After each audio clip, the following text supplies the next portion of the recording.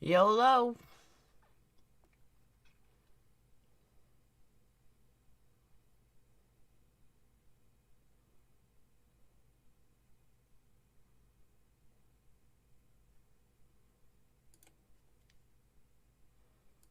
Hey. Alright. Hang on.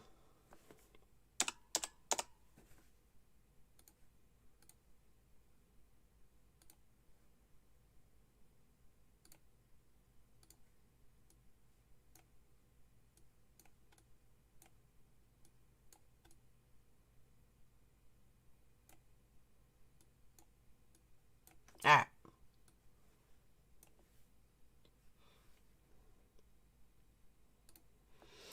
Alright. There we go. What's up, Sandra? And, yeah. That's all I gotta say is, yeah. It feels weird doing Making a Murderer again. I would love to do Making a Murderer where I'm announcing they're getting out of jail. That would be wonderful. But it's not happening. I hate to say it, but it's not happening. Hey, Millbilly. Millbilly, I'm glad you're here, actually. I know some of you guys aren't watching me. Some of you guys that are watching me through the George Floyd trial, you've heard this already because I've said it 100 times. But for the rest of you, a lot of you guys have not been in here. So let me tell you something. Can you pull? I'm gonna do that in 1 second, Val. But I want to let everyone know, Millbilly, you know more than anybody. Me and my team are the ones that pulled up the. Hey, Quinny, that pulled up that came up with the theory about Mike O. That was me, Lynn, and Tanya. What she's doing, will get nowhere. Absolutely nowhere. Even with this, it still does not prove that,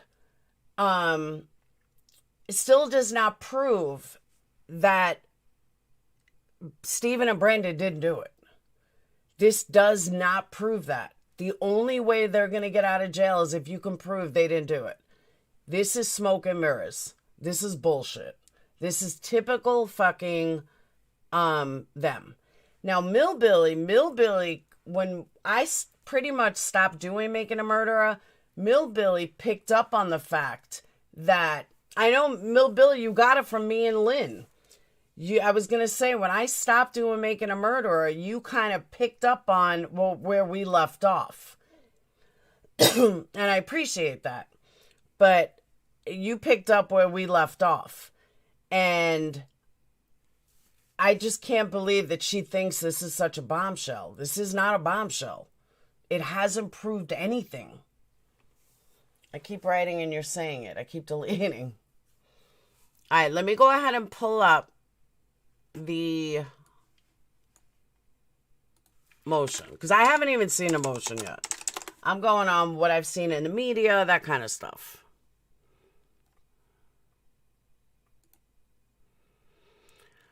All right. All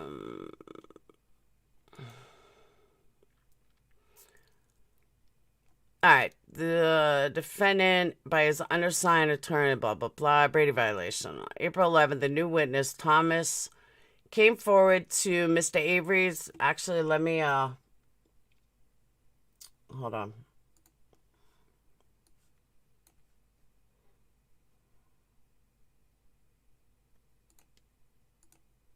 All right. Came forward to Mr. Avery's post-conviction counsel, attest to the following, that he saw it, blah, blah, blah. Prior to delivering the newspapers, he turned to Avery property, witnessed two individuals, a shirtless Bobby Dassey and an unidentified older male suspiciously pushing a dark blue RAV4 down towards a junkyard. The RAV4 did not have lights on. After Zwinski drove by Bobby and other individual and delivered the papers to the Avery mailbox, he turned around, drove backwards towards the exit. When he reached the RAV4, Bobby attempted to step in front of the car to block him from leaving the property. Why would all right, so here's one question. Why would they block him from leaving? What were they going to do? Kill him too? That sounds sketchy to me.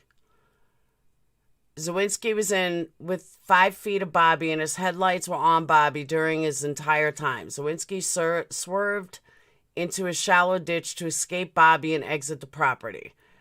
After Zwinski learned that Teresa Halbach's car was found in the day on November 5th, he realized the significance of what he had observed and immediately contacted Manitowoc and spoke to a female officer, reporting everything.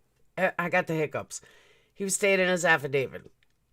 Officer said, we already know who did it. Zwinski provided his phone number and was told by the sheriff's office would contact him, but never did, which is not out of the norm. That's absolutely not out of the norm. Bobby was the state's primary witness against Avery at his trial. During his opening statement, Kratz explicitly informed the jury of the significance of Bobby's putative observations on the date. You're going to hear that Bobby Dassey was the last citizen that's seen her alive.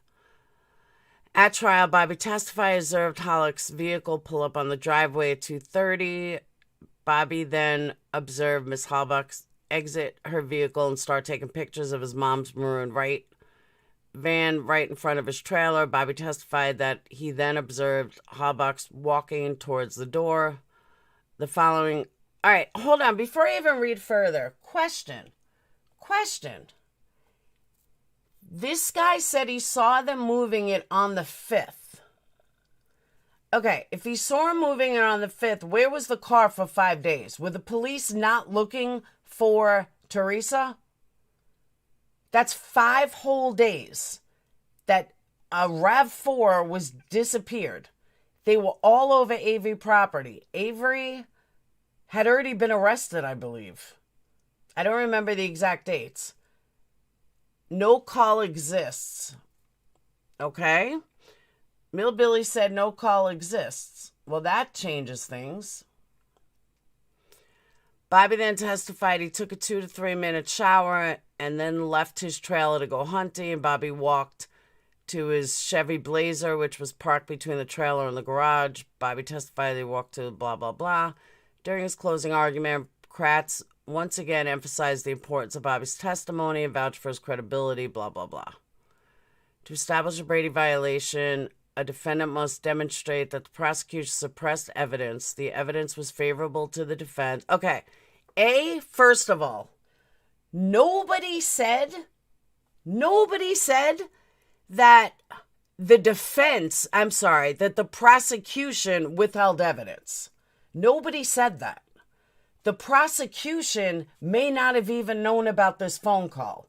So right there, her Brady violation is null and void because it doesn't meet that criteria. She has no idea if the prosecution even knew. So right there, she fails miserably. The evidence was favorable to the defense, and the evidence was material to an issue at trial, State versus Harris. Okay. The court reviews de novo whether the facts of the case establish a Brady violation. Then she, gives some case law, but it doesn't. There can be a due process violation irrespective of the good faith, bad faith of the prosecution. Prosecution's duty to disclose evidence favorable to the accused, including the duty to disclose impeachment. Yeah, that's all said and well if the prosecution knew. Cork making a murderer. If the prosecution knew. If the prosecution did not know, her entire thing is null and void. Completely null and void. State suppressed the evidence.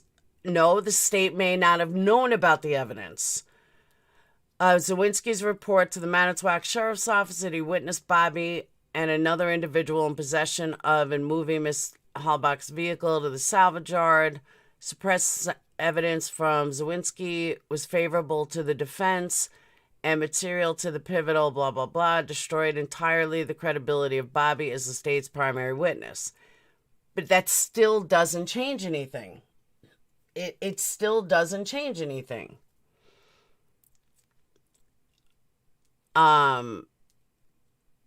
Establish the Bible. All right, so think about like this, Carla.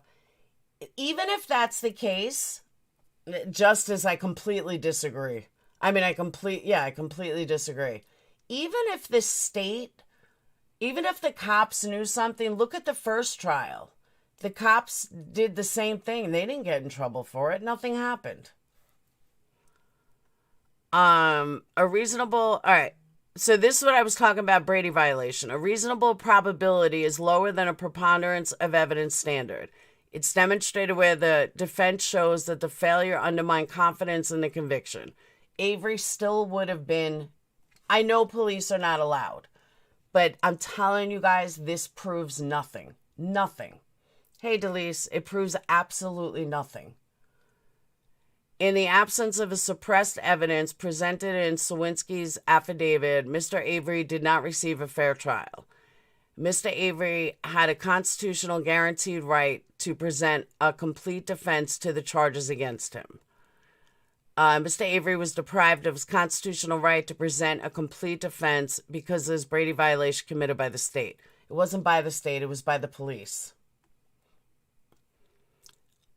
Additionally, the Zwinski affidavit greatly strengthens Mr. Avery's third-party identity claim, blah, blah, blah. Conclusion, wherefore, undersigned counsel respectively request that this court enter an order staying this appeal and remanding the cause of the circuit court to permit Avery to pursue a supplemental post-conviction motion in connection with Mr. Avery's discovery of previously suppressed evidence by the state. All right. I am of legal, competent, blah, blah, blah. I reside in Madison County. Employed as a motor driver while delivering papers, blah, blah, blah. Salvage yard the early morning before sunrise. Drove down Highway 147, turned left onto Avery Road. Second man appeared to be in his late 50s or early 60s, which is not, that's not Mike O, by the way. Not if he's that old. After I learned Teresa's car was found on November 5th, contacted the police department and spoke to a female officer. Reported everything I've stated in the affidavit to the officer. After watching season 1, I contacted Avery's trial attorneys to inform them of what I saw. I never heard back. Nothing has been promised or given to me for this exchange. Okay, we already know that. Let's... Alright, so here's my thing. Now, this is what I don't know. This is what I seriously don't know. I don't know if she needed to put the timestamp of everything in... But Justice, I've been there already. We said all this before fucking Zellner even came on the scene. Like, that's a given. We know all that. We're the fucking Sean Atwood is the one that proved that there was no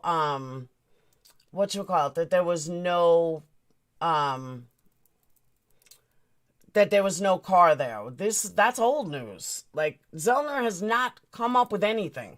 We got all that already. We've done all that. But going back to this, and I'm not mad at anybody. I'm not yelling at anybody. This case gets me extremely fucking passionate. And those have been with me from jump. You guys know that. So don't take it as like I'm yelling at you or anything, because I'm totally not. You would think, though, that she would put in here to prove her case. Now, that may go in the motion. That's where I'm not sure. This is like a motion to get a motion is what I'm understanding. That's my guess from what I can see. But assuming that you are trying to get a motion and you're trying to get the state to see things your way, I would think that she would automatically put in the timestamp of when he called in this motion in order to get the better motion. I know it has been a long time, DeBoss. that he would do this to get a bigger motion, that she would do it to get a bigger motion. But that's not even in here. Hey, Pretty with Pistols, but that's not even in here. So I'm not sure how to take that. What's not possible?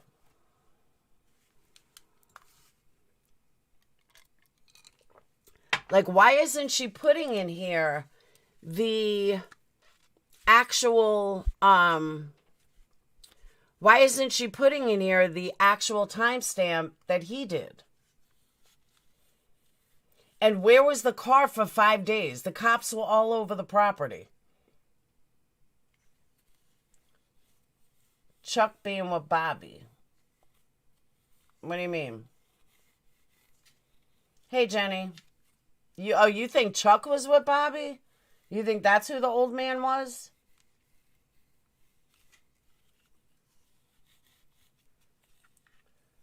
The gray older guy, long gray beard, the only person I could think of. Could it have been... Oh, okay. Why were they pushing? Because the battery was gone. Remember the battery was out?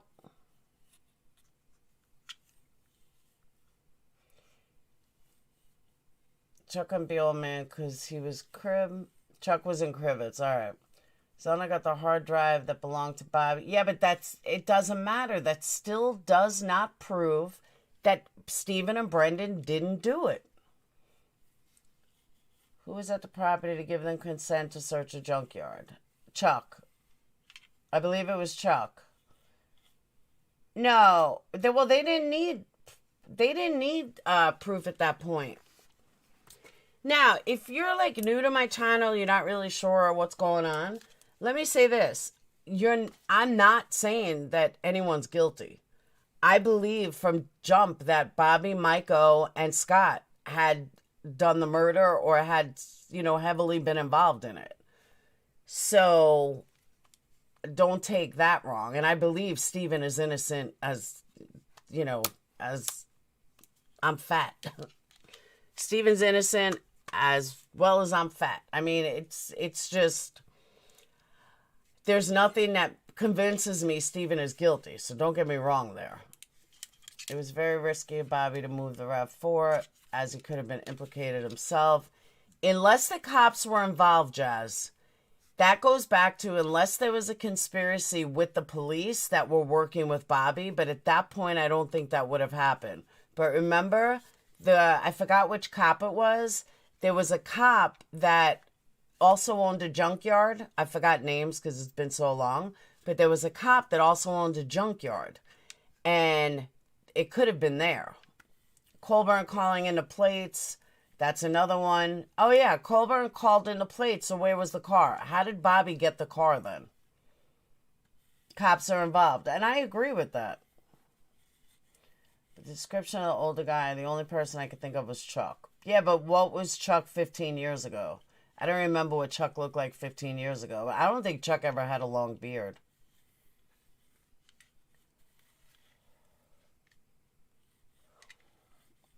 Welcome, Pretty Pistols. Call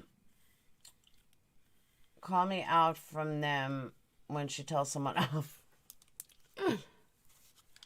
I'm not calling anyone out. You should watch some of my old videos, Cork. Then you'll really see. He did have a great beard. I don't remember what Chuck looked like. I never really remember what he looked like. I just know he's dirty and nasty. And that's another thing, speaking of Chuck, though, remember Chuck got busted for keeping a camera in the bathroom?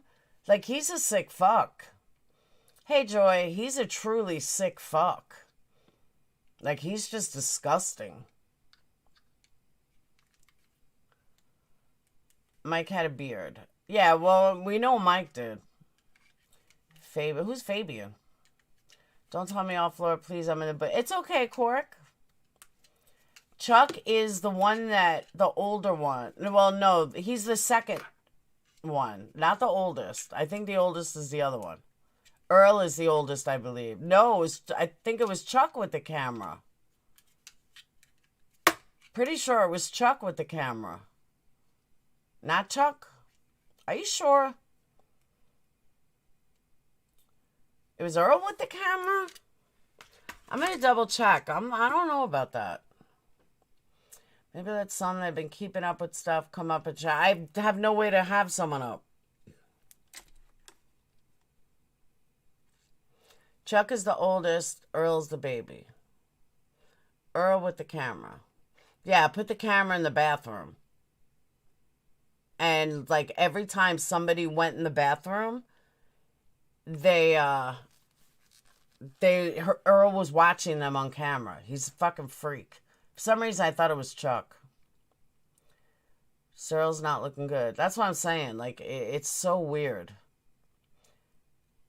Like, could it have been a big conspiracy that they're all guilty? Absolutely. But it's either, at the end of the day, it still does not prove that Stephen, welcome, Joy.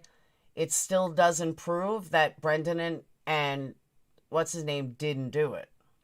Has a guy remember the RAV4 but can't remember his own car he drove? That worries me. What do you mean he can't drive his own, he can't remember his own car?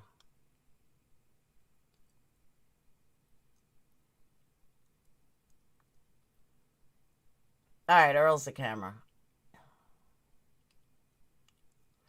Because, but Val, even going back to, like, people that have kept up with it, there's nothing really to keep up with. Nothing has happened.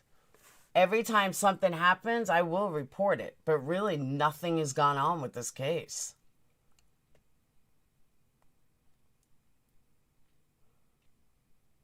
And I don't see this as a bombshell at all. Oh, Chuck tried to strangle his wife. Okay. I knew there was something. I was like, I remember something. Therese Bro still... Oh my God, remember him, Delise?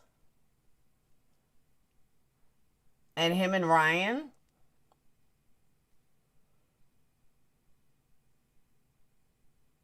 But, you know, the question is, where'd the car come from?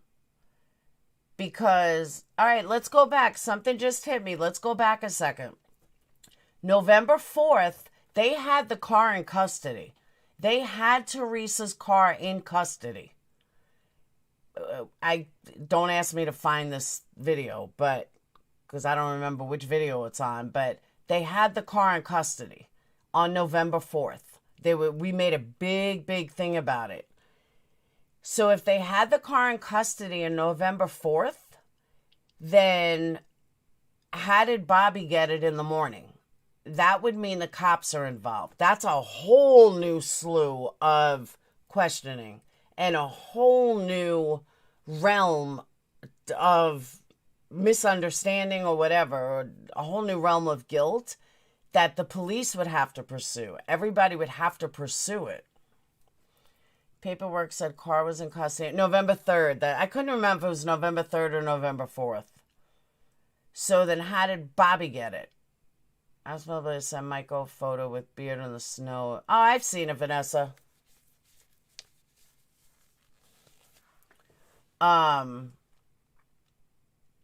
How did Bobby then all of a sudden get it on the 5th? That would mean that the cops were involved. So if the cops were involved, Bobby's involved, this is a big conspiracy that they're all involved in. Zellner's not going that route, though. She's not taking that route. Oh, absolutely, Justice. Justice, I'm not denying that. But you have to get to the heart of it to find out who, what, when, where, why, and how. Saying that Bobby moved the car is not putting anyone else in the spotlight. It's just proving a Brady violation. She's already said that she's not pursuing criminal charges. If she's not pursuing criminal charges, I mean, there are like so many fucking layers to this that she's not going to get it. She's not going to blow it open. Making a murderer, Jenny. She's not going to blow it open like this and not follow through. And she's not going to follow through. Pretty, it's a different channel. This is my main true crime channel. My main channel, my true crime channel, my Making a Murderer channel. The other one's my drama channel. Or I'd say my vlogging life channel. And so we're taking down Discord and we're rebuilding a new one because for some reason it's jacked and I can't get people in there. So that should be done within a day or two. I'll give you guys the link. Did they? No, Zellner came out with something new. And it's just weird. Like, I don't know. She's not going to go down the rabbit hole that this needs to go down. That she's not going to pursue the charges. Half of them are retired. Some of them are dead. She's just not going to go down this rabbit hole. And if she, think about it. Look at all the things that we had discovered. Forget Zellner. She didn't do shit. She's come up with nothing more than we did. A bunch of us did. Not just me. Me or Cozy. A lot of us did. Before she even fucking came on the scene. Sandra, I've always pointed at Bobby. Go back to my first video. I knew he was guilty. But she even said I think it was Making a Murderer too, that she's not going after Bobby. She's convinced, but Bernard, that was his name, Bernard Phillips? Almost there, Val. Bernard Phillips. He had discovered, before Zellner came on, but he had discovered that Scott's house, this is when we got Scott involved, that Scott's house, his trailer, disappeared. It was like burned to the ground about a week after she died. Or a week after Avery was arrested, something like that. Or a week after she went missing, his trailer disappeared. And there's no mark of it left. So then him and Barbara buy this, $150,000, $200,000 house. That was fucked up. That was like, what? Where did your house disappear to? Now, Zellner hasn't even touched that yet. I forgot about Gary. Zellner hasn't even touched that yet. She's not going down those rabbit holes. She doesn't want to unveil the big conspiracy, which I don't understand why. Exactly, Millbilly. We've all been down there. But I thought that was a rabbit hole that she would have come on. I would have thought that was a rabbit hole that she should have done. No, and I agree with you, Justice. She doesn't have to. But without pursuing it and putting pressure on everybody that's really involved, it's not going to get anywhere. This is one of those cases or one of those rabbit holes. You have to go there. Look where it's gone now. It hasn't gone anywhere. She's got to have Bobby arrested. She needs to have Ken Kratz arrested. She needs to, really put fucking pressure on this. Anyone that was involved, there has to be pressure put on this. It's the only way she's ever going to get out. Ever. This is Laura's passion. Everyone tried to get her off her focus. That is true. I mean, believe me, I want nothing more than for Zellner to do something worth a fuck. Oh, that's in public records, Kabloom.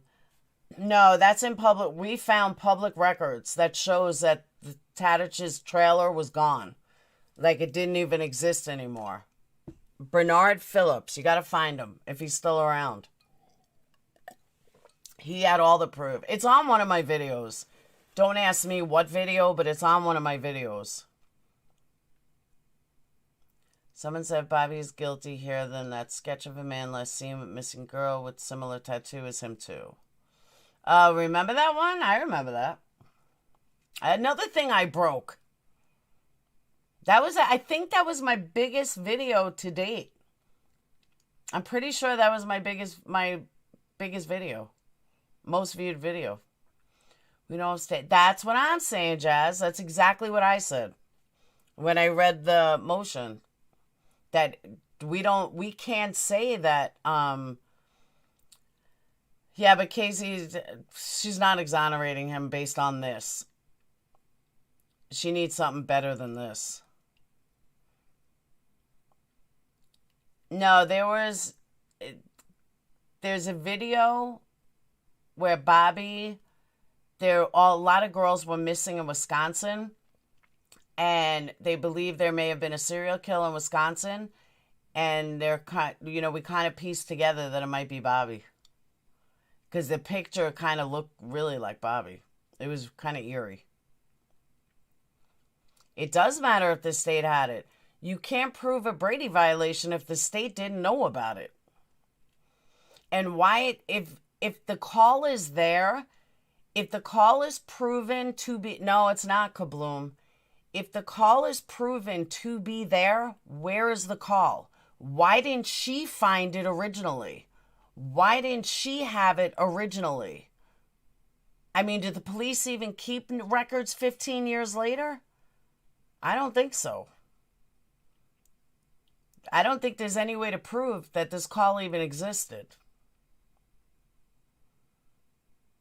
And if there is a way to prove it, why isn't it mentioned in this motion? And why hadn't she done her job in the fucking first place? Yeah, but you can't prove that, Millbilly. There's no way to prove it's edited.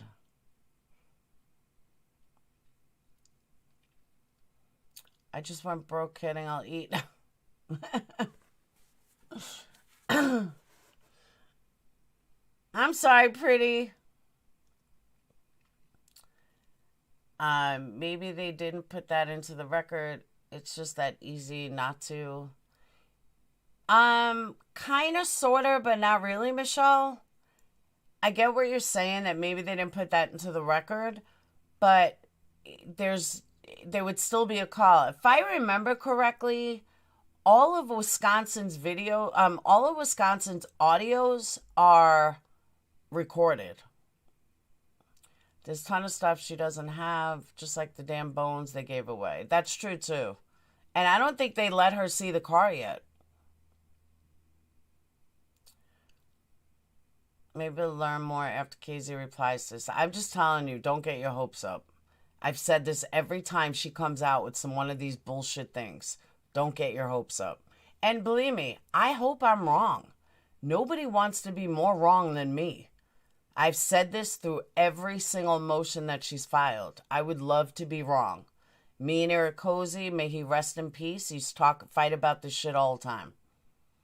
Because he would say, no, this is big, this is big. No, it's not.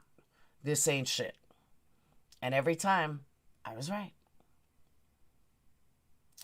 Obviously, there's still interest in this case. Of course there's still interest. There's a lot of oldies, too. I forgot they gave him away. Yeah. I mean, I don't think that anybody's questioning that the police were involved in this cover-up, including Zellner. I don't think anybody's questioning that. I don't think anybody is questioning... Michelle, I don't think anybody is questioning that... My doctor, what do you think, Laura? Or should I rewind, Audra? I put more weight on his shoulders. It's not Zellner's fault. The judge won't look at 80% of the motions. Yeah, but her motions are weak. She put out 2 good motions. The rest of the shit she puts out is weak. I know, I do miss her cozy. She hasn't, like, her first one was a joke. The very first motion she put out was a fucking joke. I don't even think she wrote it herself. I think her team wrote it. She's not even, like, here's the thing. This motion right here, I don't believe she wrote either. There's nothing fancy in here. This is like basic law 101. There's no big words. There's no nothing. I really don't even think she wrote this. When she writes a motion, you see fancy words. You see a lot of case law. You see a lot of stuff. This isn't it. This is one of her assistants that wrote this. This is basic, like, law school 101. It gets remanded. It's good news, even if Judge Suck denies it. Brady violates the weight cumulatively, and with this is garner an evidentiary hearing. Yeah, but it's not going to happen. It's like she knows that nothing can be done. That may be true, Delise. That definitely might be true. She might know nothing can be done.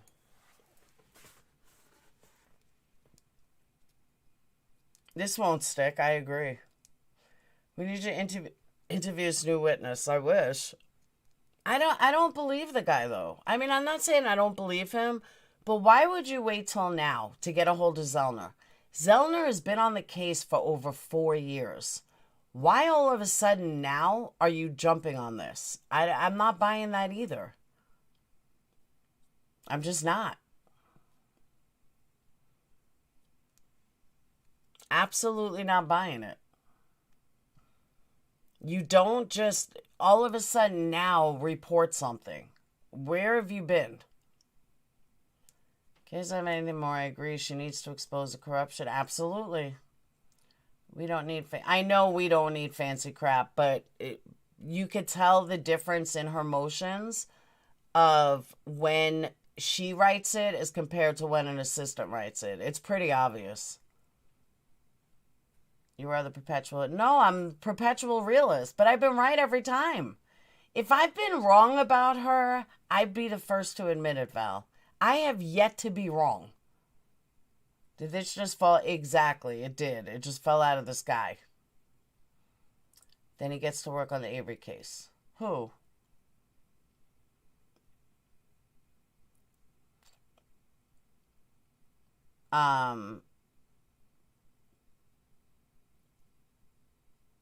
Bones are in the bag.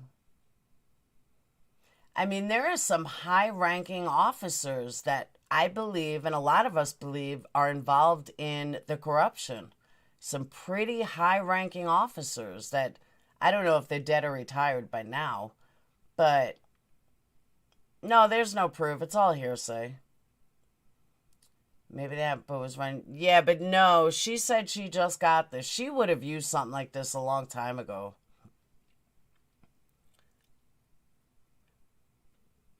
But even like on Twitter, this is like what I find bullshit. She drops it on Twitter. Oh, big stuff coming tomorrow. We'll show you who planted. No, you showed us fucking hearsay. Stop dropping shit on Twitter. Like you haven't learned in 5 years, 4 years that Twitter is not getting you anywhere. And that it's just all fucking bullshit, smoke and mirrors. And believe me, I want nothing more than for this to be real. Nothing more. But once again, it's all nonsense. Now, this could be, like I said, I don't know. No, she's not Justice. Her reputation is destroyed from this case. But her reputation is saved from all her other cases. Not like her. I'm telling you, I would guarantee it. I see Charzy, a lot of people said that in the beginning. I don't believe that anymore. I used to believe that, and I try to hang on that, but nah, she doesn't. She really doesn't know anything more. She annoys me because 4 years ago, I think she took it on in January or February of 2017. She said, we already know who the murderer is. Just wait, we're going to release it. Oh, please. She took it. That's not why she took on this case, Justice. I'm not a Zellner fan. I never have been. I did at first. I was at first. I believed in her at first. But all she's done for 4 years is show nothing. Absolute nothing. Stop talking and start doing. 4 years ago, she solved this case. She didn't even know Bobby was involved back then. Like, every motion you could put to one of our videos. I mean, every motion she showed, literally you could put to one of our videos. Either me or Casey or Irakozy or Sean Atwood. Welcome, Jenny. Or Sean Atwood. All of us. there was always something. And I just, if you actually cross-check all of her motions to all of our videos, you would see that it's basically all of our videos combined into one with proof behind it, because we didn't have proof. But she hasn't done jack shit. And for her to come out with this now, okay, so it fell in her lap. I remember the last bomb that she came out with. I'll never forget this. The last big bomb that she had, she got it from a fucking sleuth on Reddit. I mean, who really did their homework, no joke. There's a video on it that I have, but that was some serious fucking work they did. I mean, they cross-checked, there was no I not dotted and no T not crossed. They did an amazing job. And Zellner all of a sudden drops news that, oh, this is the best thing, blah, blah, blah. Dude, you didn't even fucking do it. This came from a sleuth on Reddit. That was her last motion. I have no faith in her on this case. Every other case that she has done has been DNA. Every other case, they saw justice based on DNA. There's no DNA in this case that can release her. They didn't even check the DNA on the RAV4 that wasn't anybody's. The Reddit sleuth, I gotta remember. I don't remember exactly. It was something about the way they cross-checked Teresa or the cops. I don't remember. I don't remember exactly. What do you mean that's a lie? It's not a lie at all. Millbill 823. Millbill, you remember, right? The 820, what was that? DNA?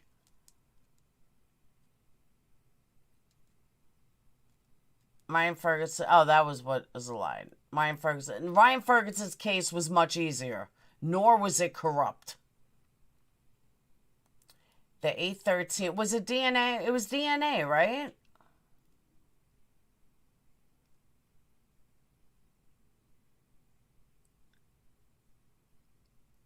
$813, $850, I don't know. It was some DNA stuff.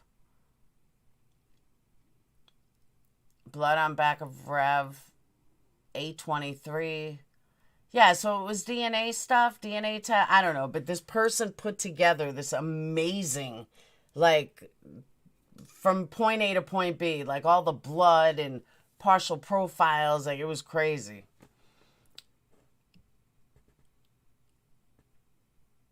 It's in one of the videos. I mean, I covered videos on all of it. Yeah, a lot of stuff wasn't sent for testing. Because remember, the fingerprints on the door or whatever wasn't Stevens, it was like an unknown male. That's when we said it was Mike O. But he's never been tested. But do you really believe the establishment would ever let this case be? No, not at all. But that's why she needs to go through. It wouldn't have been $500 million. But she needs to go down the rabbit hole that she'll never go down.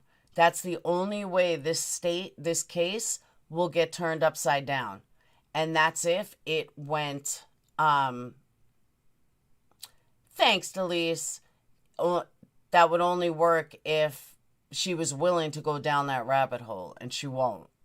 I mean, I don't blame her. That's a big fucking rabbit hole. We had, hundreds of people going down those rabbit holes. She's one person.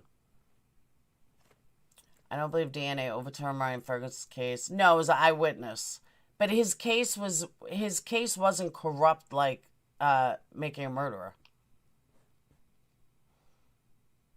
He had bad cops, but it wasn't corrupt all around. Yeah, she's not getting the RAV. I'm surprised they still have it. I really am surprised they still have it. Because, how did they not have the bones?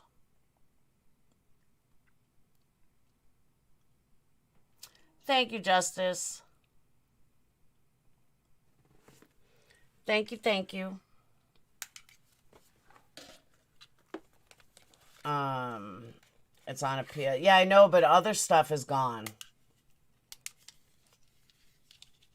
Even though it's on appeal, other stuff, they got rid of other stuff. That's why I'm surprised they still have the, whatchamacallit? They still have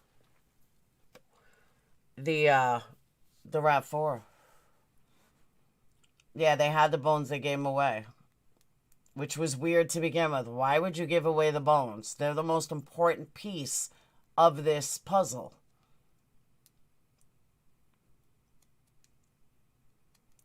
And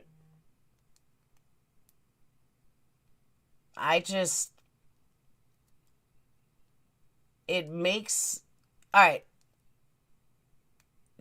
I just thought of something. I'm trying to think how to piece it all together. And I'm thinking to myself, okay, hold up. But they did, Truth. They did destroy it. They ignored it.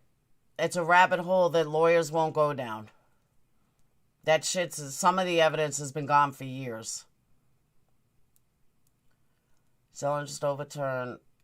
Case not on DNA. All right. Well, up until Avery's case, a lot of it was DNA. Either way, she's never been involved in a case that was this corrupt. She's never been involved in a case that was this, like, all around corrupt. She just hasn't. Nobody has. I don't think anybody has. But if she's not willing to go down that rabbit hole, it's never going to be uncovered. And it's never going to be solved.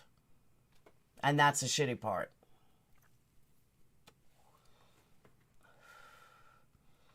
I mean, there's just so much corruption in it. And unfortunately, nobody will do a damn thing about it. State conceded the burned bones return was TH's. They said there is comparable evidence left for testing. Oh, it absolutely screams corruption. There's corruption all around. And with some high-ranking officials. Oh, so that's what I was going to say. I was trying to figure out how to piece this together. Zellner doesn't have a magic wand. And I agree with that, Nance, but that's what I'm saying. Like, there were hundreds of us that were looking into all different angles of stuff.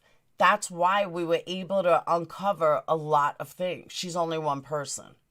So there's not much. She would have to spend full-time rabbit hole. Like, for example, I'll give you a good example. We were watching that Jodi Arias movie.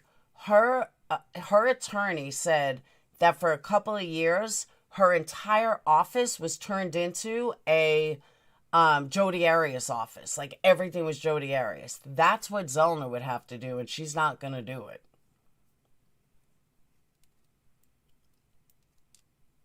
How is it legal the defense can... we don't know. My guess, Justice, because she's a appeal attorney, not a defense attorney. She's not his defense attorney. She's his appeal attorney. I think that's the difference. I think. Don't get me wrong, though. I could be wrong. But she's been trying to get that RAV4 for a long time.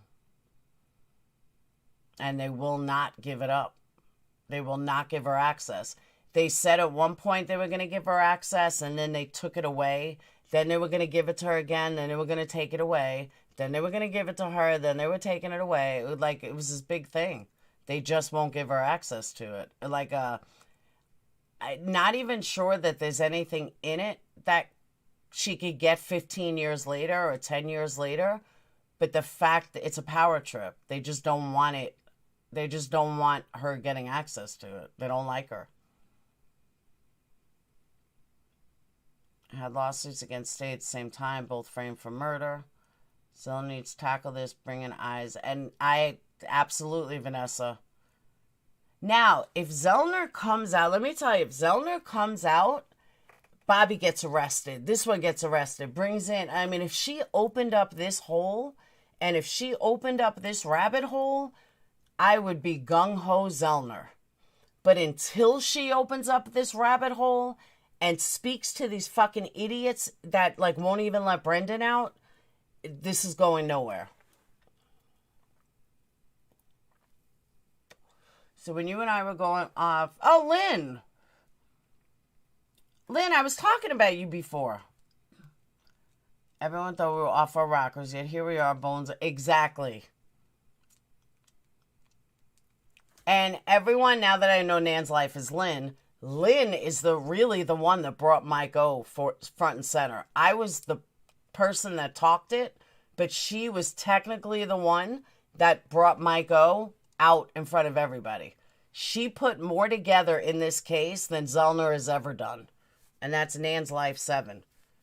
She has literally proven more than Zellner ever has. And that's fact. I mean that, honestly. Unless she can get court to it. So, Nan, wouldn't you agree with that? I'm still going to call you Lynn. But wouldn't you agree with that, Lynn? Unless she opens up this case full and center, busts out all the corruption, it's not going anywhere. What do you think of this motion? By the way, Lynn is amazing. If you guys don't know, she's absolutely fucking amazing. She's literally done more for this case than Zellner ever has. For real.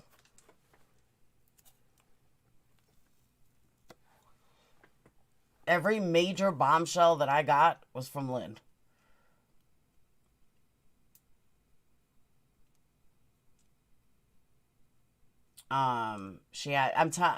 Michelle, I totally agree with you.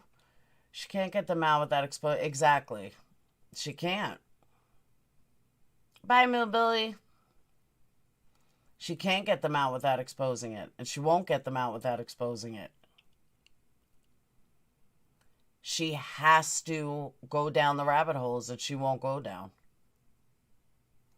A lot of the research were, Lynn, Nan's life, this case took over her life.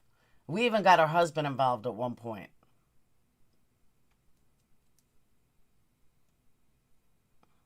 I think his name's Mike, if I remember correctly. Many of us have spent I know, but still. You brought a lot of people to the forefront that others didn't. Like, nobody believed our Mike theory. Nobody. Who's Lori? Oh, yeah, I've watched it the least. Why don't I remember who Lori Bennebeck is? No police incompetence. Oh, you mean no, police incompetence. But it's just at such a higher level. Like, there's a high level of corruption that I don't think they're ever going to get. It's good you are coming at this like a journalist, ask questions, trying to hold back your opinions much. Maybe you can get some interviews. I don't know who would be a good interview. I still want Kratz. Kratz still won't fucking talk to me.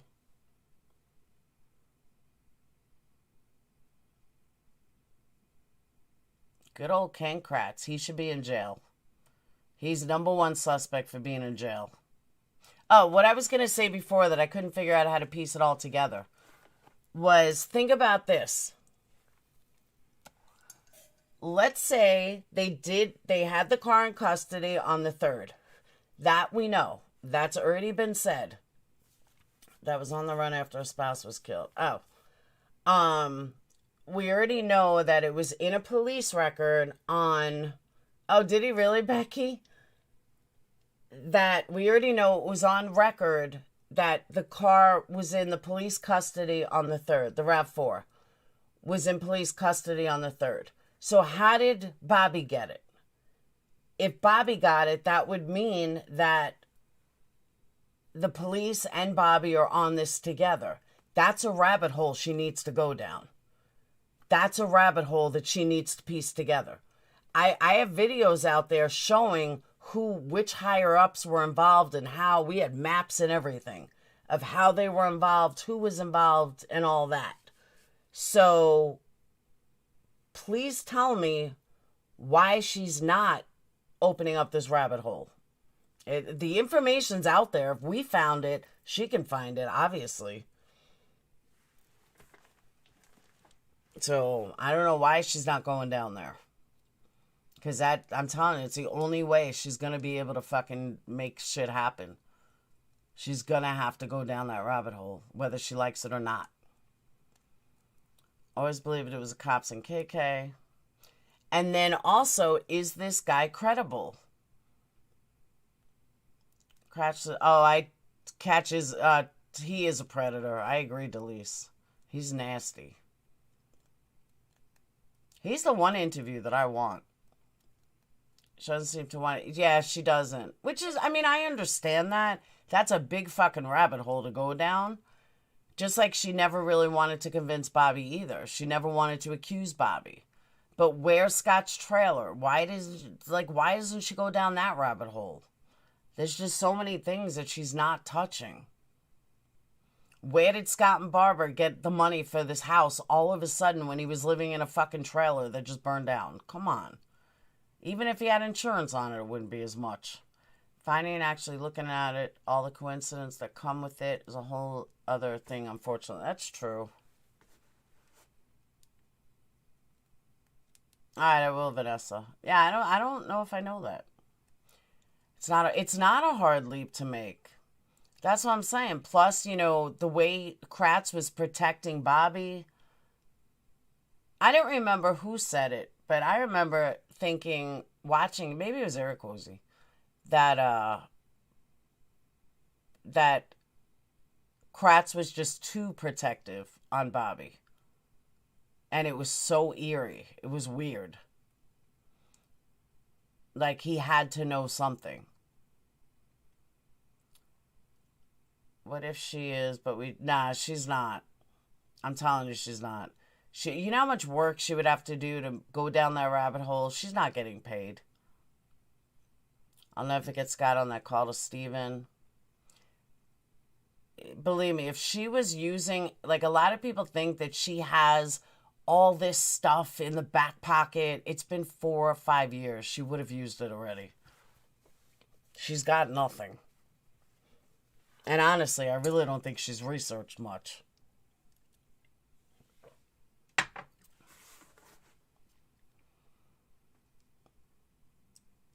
Scott's an ugly man.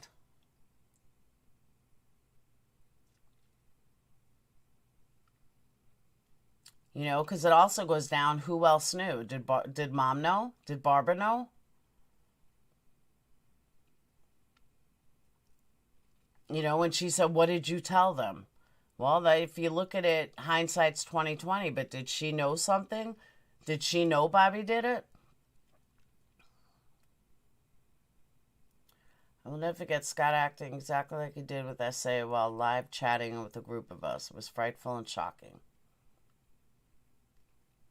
Exactly, Delise. I wouldn't say no either. Because I'll never forget when she said that either. She was like, what did you tell them, Brendan? What did you tell them?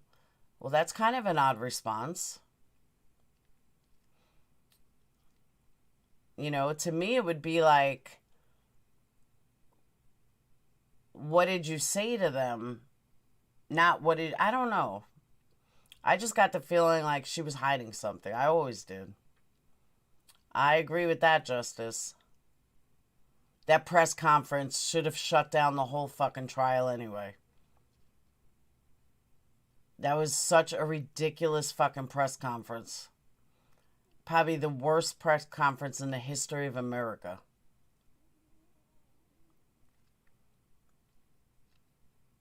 I'm not saying, I know, I agree, Michelle, but she won't. That's the problem. Unfortunately, she won't. I mean, I remember the video I made about that press conference. Kratz never even fucking looked down. He never once looked down. He always looked up. Well, it was just given, like, I don't know, 12 hours prior? And you already had it fucking memorized? Yeah, okay. I agree, Delise. There is so much in this case. Always has been. I think we all were, Michelle. Bakersfield Police Department being investigated for police shootings and corruption. It happens everywhere. Need to open eyes. Kratz already a history that the state could hold over his head to perform as he did. He made the choice to do it, so now he'll have to live with that. Yeah, but he has no guilt. He's a fucking blatant narcissist. He's got no guilt.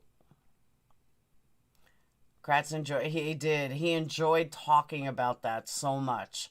Which, you know, we knew he was a sexual fucking predator and a narcissist and everything else. So it all made perfect sense. Yeah, but I'll never forget that he never looked down. He had the whole fucking thing memorized. How do you have somebody's statement memorized? There's no way. I mean, that would, in my opinion, I'll say this now, I said it then, he fantasized what he would have done. That was his story. He absolutely fantasized what he would have done in that situation. Nothing will make me believe otherwise.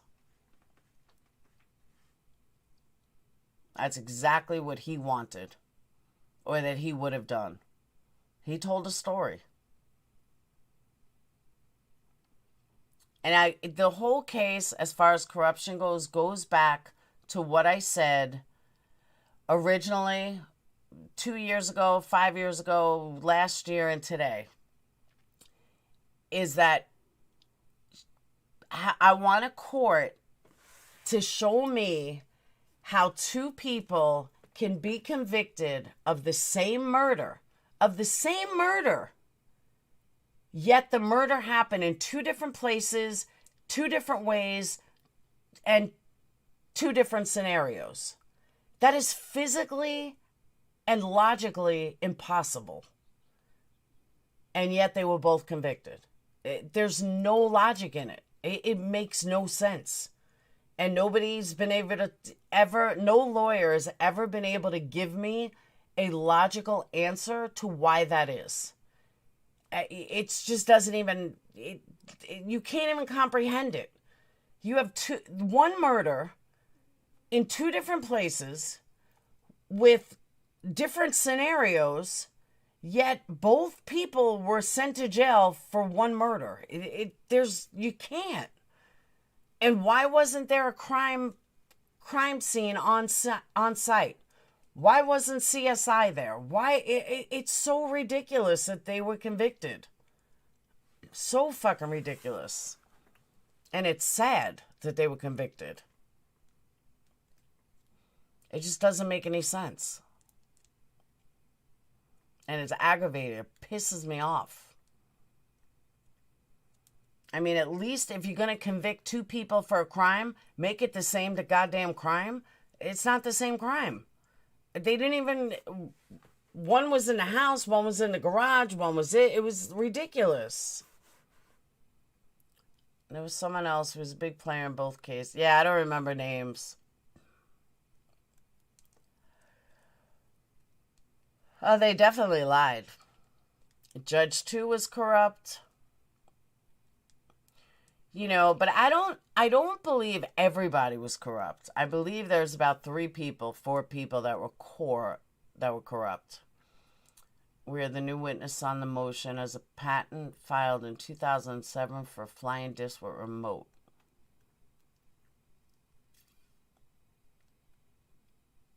What makes that weird? What is that, like a remote frisbee? That sounds dumb.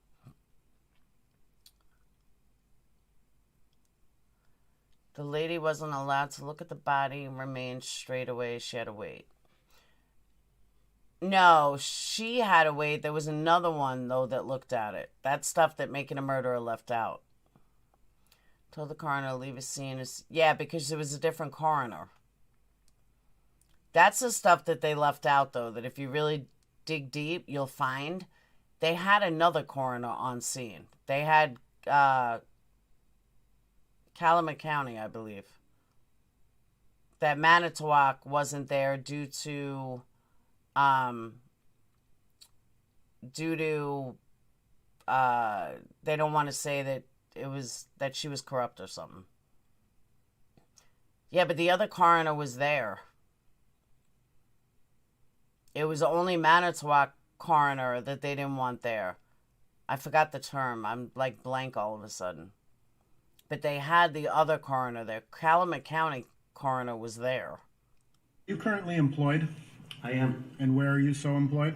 I'm self-employed as I own a consulting company. All right. BBB Trial's back on.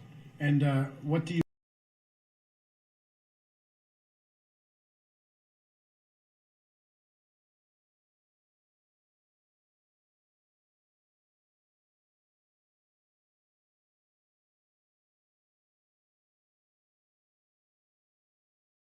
received in order to become a police officer? So I have a bachelor's degree in law enforcement from George Mason University, which is in Fairfax, Virginia. I have a California Community College teaching credential from San Francisco State University. Conflict of interest. I couldn't think of the word I was looking for. Yeah, conflict of interest. So, that's all I got on making a murder. Yeah. That's what I got on making a murder. So, I'm going to go back to this trial. And then, because I have some work to do, so I'm going to go back to this trial. I'm going to let it run. And I will touch base on making a murder after. Developing papers in 2005 and developed a patent in 2007. You never know. Who knows? Why no crime scene photos on where the bones were found? Lack of foot. Exactly, because there was no CSI team. That's why, because there was no CSI. All right, but I'm going to let this run. I'll be back. The Santa Rosa Police Department then? 22 years. I have 29 years total law enforcement experience. All right. In your capacity as a police officer, do you have any specialized training or experience? I did. And what is that? So I had special assignments as with the Park Police. I was certified by the FBI as a defensive tactics instructor in 1978. I started teaching in the Santa Rosa Public Safety Training Center, and I also taught law enforcement rangers throughout the western region of the National Park Service. Can you explain what defensive tactics is generally? So when you look at the topic of use of force, that could include handcuffing, hands-on techniques, baton techniques, handcuffing, pain compliance, and under the use of force umbrella, there's also firearms, but I focused almost entirely on the defensive tactics portion of use of force. And so you testified that you taught defensive tactics at, you called it the, I believe, the Regional Training Center? It is a regional academy, but the official name is the Santa Rosa Public Safety Training Center. Can you describe what that is? So a recruit police officer would attend the training center for their California Post Basic Academy certification. National Park Service Rangers also attended that academy. Corrections officers attend that academy. Probation officers. And there's also a EMS component. Firefighters go to that academy, and it also services in-service training.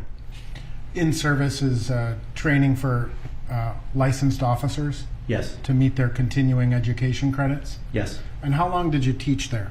35 years. In the use of force always?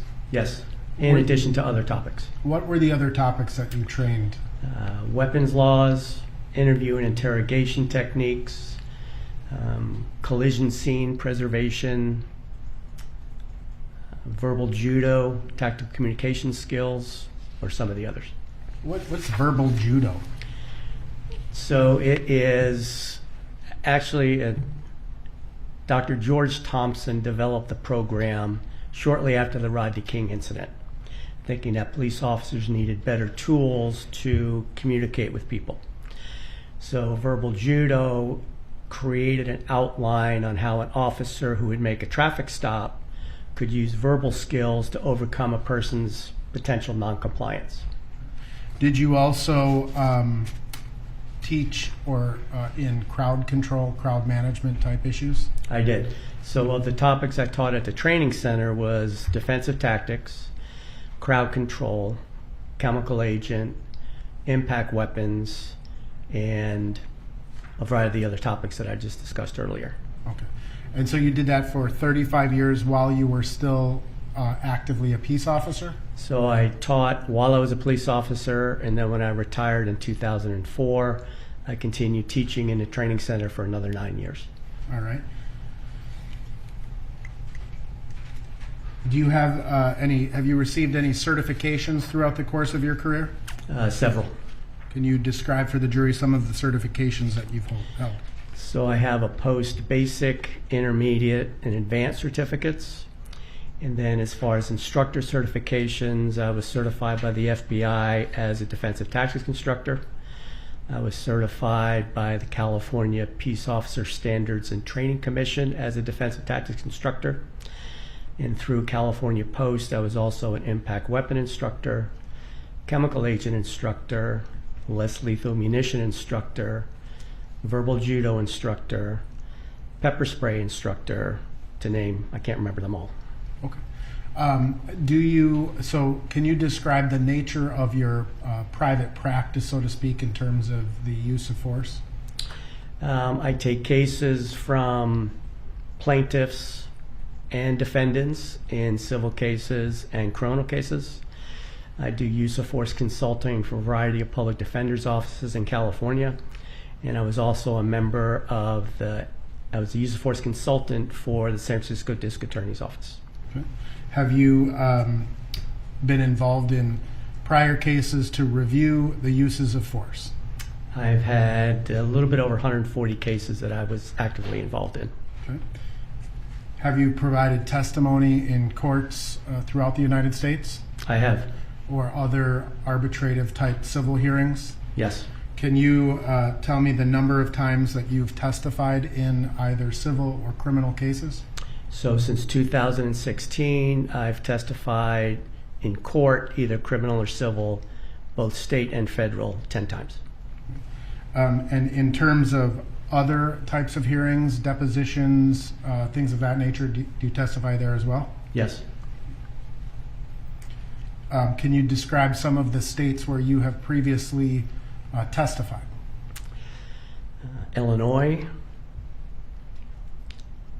California, Hawaii, and that's about it. Have you ever been hired on a case here in Minnesota? Yes. And who hired you in that particular case? Minneapolis City Attorney's Office. Now, you're being paid for your services, correct? Yes. Can you tell the jury your hourly rate and the number of hours you've spent on this case? I've spent roughly 60 hours. I make $350 an hour for courtroom appearances and $275 an hour for case reviews. And how much have you, what's the total about you've earned so far? In this case, $11,400. Now, simply because you're being paid, does that mean you're going to always, by a particular party, does that mean you're always going to side with that party? No. In your career, have you ever been retained by someone and found their use of force to be improper? Several times. How is it that you became involved in this particular case? When this incident first occurred, I reached out to the city attorney's office here in Minneapolis, told them that I had some exposure to the George Floyd incident, and I was offering my services to the Minneapolis City Attorney's Office. And you were ultimately not retained by the city attorney's office or the state, correct? That's correct. You then were retained by my office? Yes. Okay.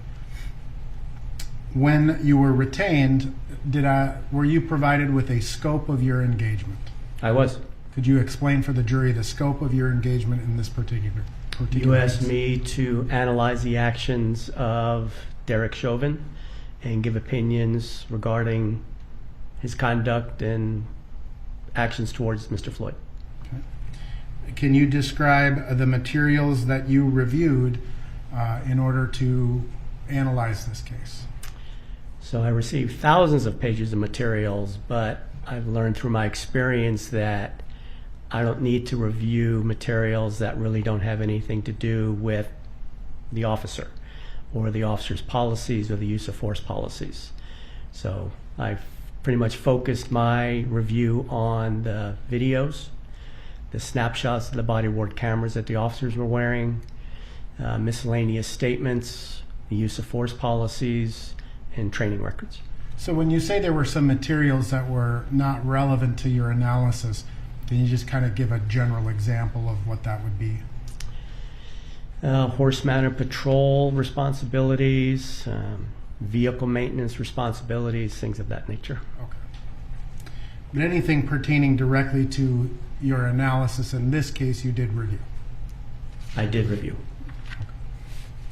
Now, based upon your training and experience and your expertise in the use of force matters, your review of the materials that have been provided to you, have you formed opinions in this particular case to a reasonable degree of professional certainty? I have. And can you just briefly overview your opinions in this particular case? I felt that Derek Chauvin was justified and was acting with objective reasonableness, following Minneapolis Police Department policy and current standards of law enforcement in his interactions with Mr. Floyd. Okay. We've heard a lot over the last couple of weeks about the Graham versus Connor factors. Are you familiar with the Graham versus Connor factors? I am. And can you just very briefly provide your definition and your how you look at those factors? So in my 35 years of teaching, it's not just dealing with tactics, but it's dealing with providing an officer the mindset that what they need to justify to use various tactics that they were trained in. And the standard of Graham versus Connor is, what would a reasonable officer have done in a similar set of circumstances that you're doing? Now, the Graham versus Connor factors, the first one is the severity of the crime at issue, correct? Yes. How do you analyze that Graham versus Connor factor? So I know in my experience and the experience of officers that I've been in contact with is that the higher risk an arrest may be, like say an armed bank robber. Armed bank robber, you would pull your gun, order them to the ground to take them into custody. Okay, their danger, their threat level right off the bat. Whereas I can't imagine how many times I've been exposed to personally or have seen other officers dealing with a simple thing as a traffic stop or a jaywalking violation or some minor offense, and they end up in a fight for their life just because of the conduct of the individual they're contacting. Okay. So in terms of the severity of issue, is it always what was the initial response in your or is it something that evolves over time? Well, the initial response, of course, is important, but it's really how the person you're interacting with as a law enforcement officer responds to you. Okay. And does that go into the second Graham factor? It does, the imminent threat. Right. And can you just explain the imminent threat factor? So imminent is, from a police officer standpoint, you don't have to wait for it to happen. You just have to have a reasonable fear that somebody's either going to strike you, stab you, shoot you. So you try to plan to deal with the imminent threat, and then you adjust your tactics accordingly based upon how the suspect is reacting to you. Okay. And the third Graham factor is whether the suspect is actively resisting or attempting to evade, correct? That's correct. And can you explain that to the jury? So again, the level of resistance is commensurate with how they resist you justifies an officer to use a variety of tools on their tool belt. So if a suspect is resisting your efforts to handcuff them and they spin away and try to punch you, an officer doesn't have to go fist on fist with them. The officer's allowed to escalate to use an impact weapon, taser, pepper spray, or other tools. Now, in terms of, again, the analysis of Graham versus Connor, are there other factors or components of that analysis that are relevant? Yes. Can you explain some of those? So as you're reviewing an incident such as this, you have to try to see it through the eyes of the officers on the scene. what factors were they dealing with? What circumstances? What was the suspect doing? What were onlookers doing? Were there environmental hazards? And then try to put yourself in the officer's shoes to see the decisions they made, were they objectively reasonable or not. So you would agree with the other people who've testified in this case that the standard involves objective reasonableness? Agreed? Yes, I do. Based on the totality of facts and circumstances of this case? That were present to the officer at the time. And a view from a reasonable police officer on the scene? Yes. And what about hindsight? So it's easy to sit and judge in an office on an officer's conduct. It's more of a challenge to, again, put yourself in the officer's shoes to try to make an evaluation through what they're feeling, what they're sensing, the fear they have, and then make a determination. And does that prohibit or preclude a review of a police officer's conduct? No, not a review, no. Now, when you approach a use of force case such as this, do you apply a particular methodology in order to analyze the Graham versus Connor factors? I do. And can you explain for the jury the methodology that you've used in your previous cases or in your career? So it's a pretty simple review. So I look at when the officer contacted the individual, did the officer have legal authority for a detention? So let's talk about a traffic stop. If somebody runs a stop sign, police officer has the right to detain you, a citation. You, as the person running the stop sign, doesn't have the right to resist the officer. So anything that would have evolved from a lawful detention, the officer has certain rights to continue the investigation. Now, a detention you need reasonable suspicion for. To make an arrest, you need probable cause. So when I'm looking at use of force cases, I want to make sure that the officer had a lawful right to detain or probable cause to arrest. And in terms of the lawful right to detain, you used a term. What was that term? Reasonable suspicion? Reasonable suspicion to detain. And what constitutes generally reasonable suspicion to detain?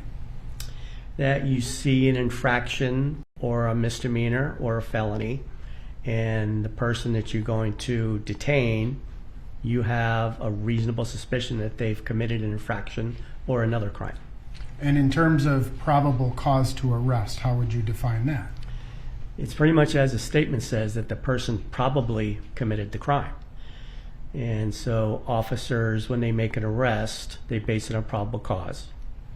So in terms of putting a suspect in handcuffs, is that automatically an arrest?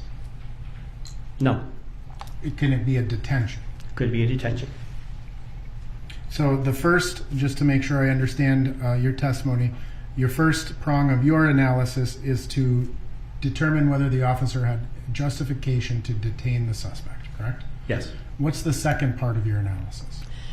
Now, how does the suspect respond to the officer? If it's an arrest situation and the officer tells the suspect to turn around, put your hands behind your back or behind your head, and the suspect complies, and the officer handcuffs the suspect, that's good. If the suspect doesn't comply and they begin to resist, then I look at what level of the resistance did the suspect display to the officer, and then what did the officer do to overcome that resistance. Now, let's talk briefly in the second prong about the different types of resistance that a suspect could use. Can you describe the levels of resistance that you look for? So no resistance would be compliance. That's always the goal. The next level would be passive resistance, where a suspect, you tell the suspect to turn around, put their hands behind their back, and they don't. They're not resisting you, they're just being physically non-compliant, yet without any type of physical strength or any type of maneuvers that they may try to do to prevent you from handcuffing them. So the next level would be active resistance. So I go to put you into a handcuffing position and you pull your hands away, or you struggle with me. So that's active resistance. where they're using energy to prevent an officer from accomplishing their goal. And then now that same suspect who I want to handcuff pulls away from me and they swing at me. So that's active aggression. And all those cues are allowing me to start escalating up the ladder of force options I have available to me. Now, in terms of your experience in various jurisdictions, do use of force policies differ from city to city, state to state? They differ slightly. Usually deadly force policies are fairly consistent. Some agencies have more liberal use of force policies than others. Some agencies now are starting to adopt policies that you can't shoot at a moving vehicle if the only weapon is the vehicle itself. So there's a little bit of a learning curve there for agencies. Okay. So in terms of your, again, analysis, the first prong being whether there was a justification for the detention, the second prong being the level of resistance exhibited by the suspect, correct? Yes. What's the third prong? What the officer did to overcome that resistance. So if somebody pulls away from you and they're actively resisting, does the officer pull out their baton and strike them in the head? That to me would be excessive. Okay. So was the officer's use of force proportionate to the level of resistance demonstrated by the suspect? Objectively reasonable, correct? Yes. All right. So in terms of your three-part analysis, did you apply that analysis to this case? I did. In your opinion, was this a use of deadly force? It was not. Can you explain that? So I'll give you an example that I used to teach my academy classes. So officers respond to a domestic violence situation, and the suspect is still there, and he fights with he fights with the officers, and the officers are justified in using a taser to overcome this person's non-compliance. They tase the individual, and the individual falls to the ground, strikes their head, and dies. So that isn't an incident of deadly force. That's an incident of an accidental death. And in my review, I would look to see whether the suspect's resistance to justify the use of the taser was objectively reasonable.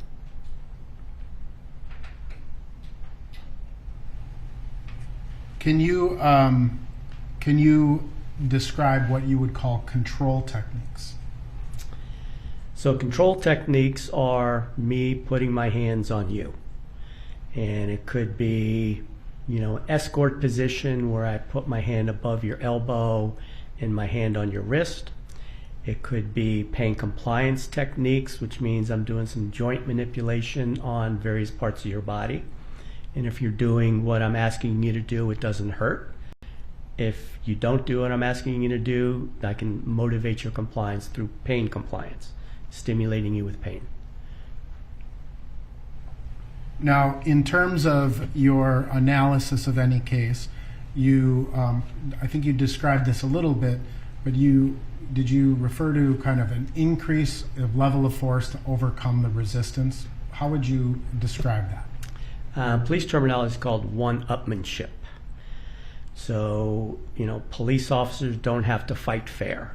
They're allowed to overcome your resistance by going up a level or resorting to a different force option to let them accomplish the goal of getting you to comply. Are officers also required to de-escalate in certain circumstances? Yes.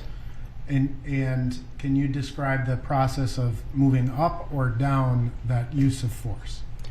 And it's always in response to what a suspect is doing. So if they're fighting, you're fighting back. You're trying to control them. Once they're controlled, you reduce your justified levels of force, yet you're still in control of the person. Anybody you take into custody, you have to maintain control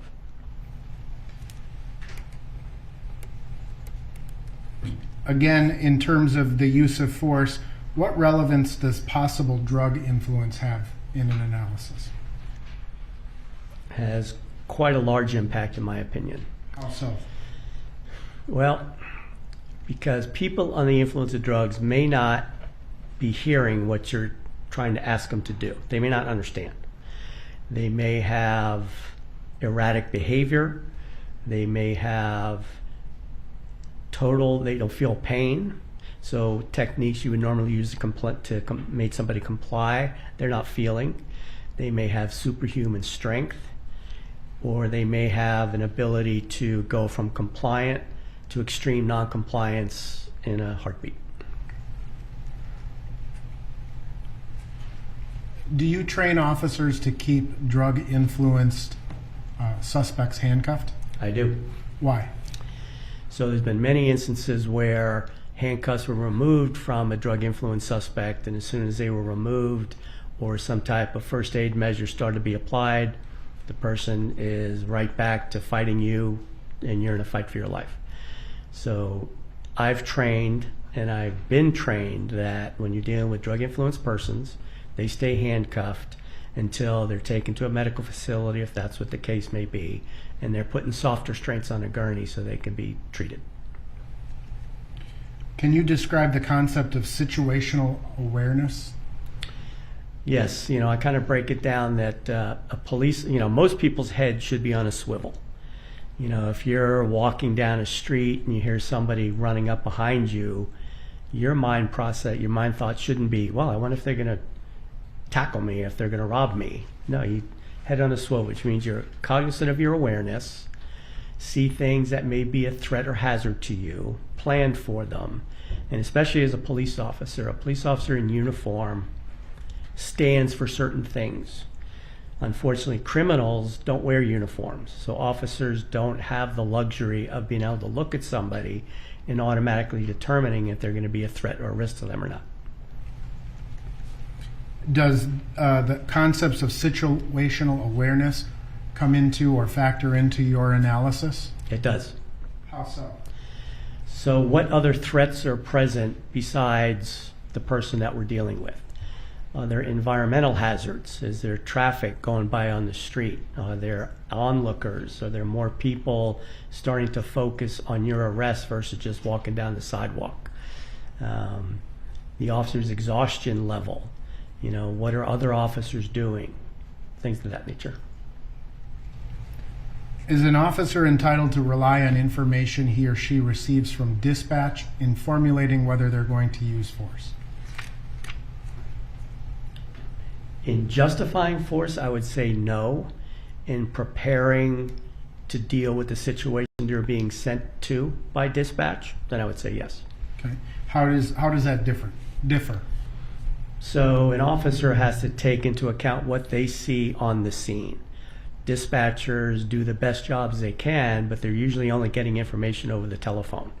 And the information may be inaccurate, may be false, may be exaggerated.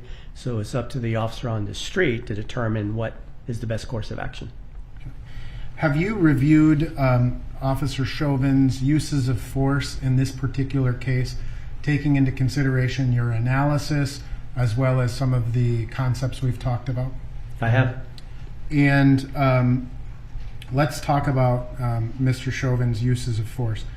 Where would you say the first use of force that Mr. Chauvin engaged in occurred? When he joined Officer King in Lane trying to put Mr. Floyd in the backseat of the patrol car. And in your view of that use of force, what is your perspective on that? That Mr. Floyd's level of resistance was objectively reasonable for those officers to do the techniques that they were doing. I felt that that level of resistance exhibited by Mr. Floyd justified the officers in higher levels use of force that they chose not to select. And would that be if an officer chooses not to use a higher level of force, is that an element of de-escalation? Objection leading. Rephrase. How does an officer's decision to use less force factor into an analysis of de-escalation techniques? So, an officer sees an incident, feels it has these justification to use these tools to deal with the incident, but just due to the personality or the personal makeup of the officer, they chose not to. They try to expire a lesser technique to see if it'll work. And then if it doesn't work, then they escalate. Okay. Now, you testified you've watched the videos in this case. Yes, Does that include the body-worn cameras of the Minneapolis police officers involved? it did. Did it include various bystander videos Yes, and surveillance videos from area stores? yes. And from your perspective, just generally, what are some of the limitations of camera analysis? So a body camera shows what the camera is pointing at. It doesn't see what an officer may see in their peripheral vision, doesn't show what an officer is actually feeling through their hands or sensing through their levels of awareness. And in low light situations, a body cam shutter responds to lighting situations quicker than the human eye does. Overruled. Your last statement? About the shutter release on the body cam is that it adjusts quicker to lighting situations than the human eye does. Now, so in terms of the initial uses of force, the officer's efforts to get Mr. Floyd into the car, you felt that they were objectively reasonable. I did. Did the use of force then continue after Mr. Floyd was restrained on the ground? I don't consider a prone control as a use of force. Let's back up just a second. The removal or Mr. Floyd's getting out of the vehicle, however that was, does that constitute a use of force? The manhandling or the three officers taking Mr. Floyd out of the car and placing him on the ground, yes, that's a use of force.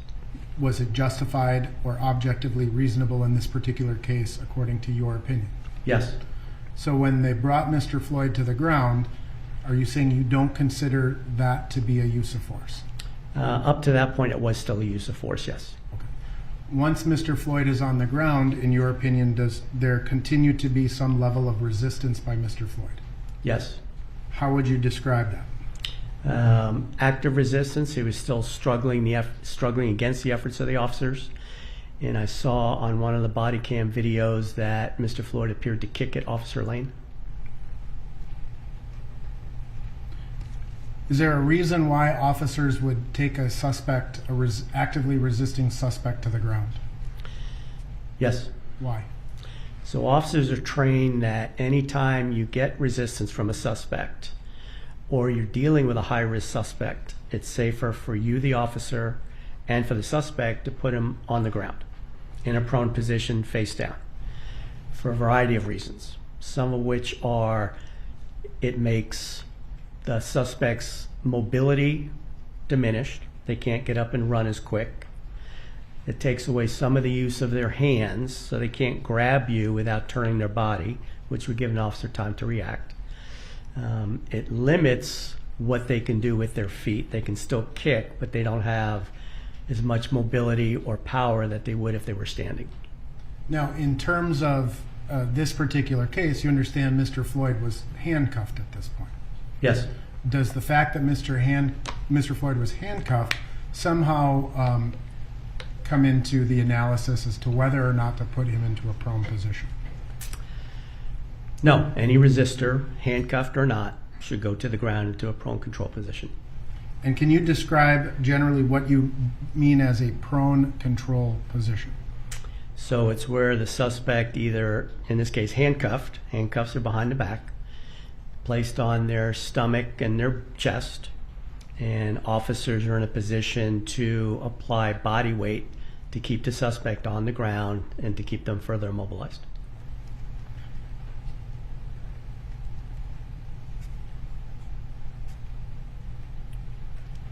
Would it be common practice in that situation to employ an MRT or hobble restraint? You could. What would be the factors to determine whether or not an officer would employ such a technique? So can the officers control the person's legs? Does the person need to have their legs controlled? In this situation they did. And could Officer Lane be successful in trying to control the legs? So is those part of the force option selections that they had to make?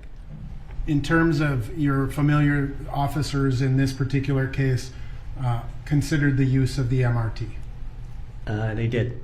and they ultimately decided against it, correct? That's correct. How does that factor into, or the decision to not employ the MRT factor into the analysis? That it's one of those situations where they were justified in the maximum restraint and chose not to. So why they had that decision making, I'm not sure. Maybe, Mr. Floyd had made comments about being claustrophobic. And I know in the teaching I've done with leg restraints, if you leg restrain somebody in training or on the street that is claustrophobic, it creates a reaction. How does the fact that EMS had been summoned factor into your analysis? That I think what I've read in the materials is that there was a fire station literally seconds, if not a minute to a minute and a half away. So if you have somebody that's under control and is in need of medical attention, and EMS, who have the training and equipment to do a lot better job than police officers can do, that would be relevant to me that, okay, we call them, they're going to be here instantaneously. Let's just kind of stabilize the situation and wait for the professionals to show up.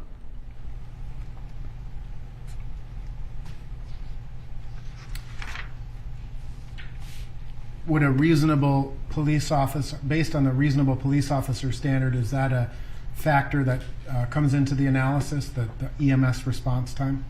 Yes.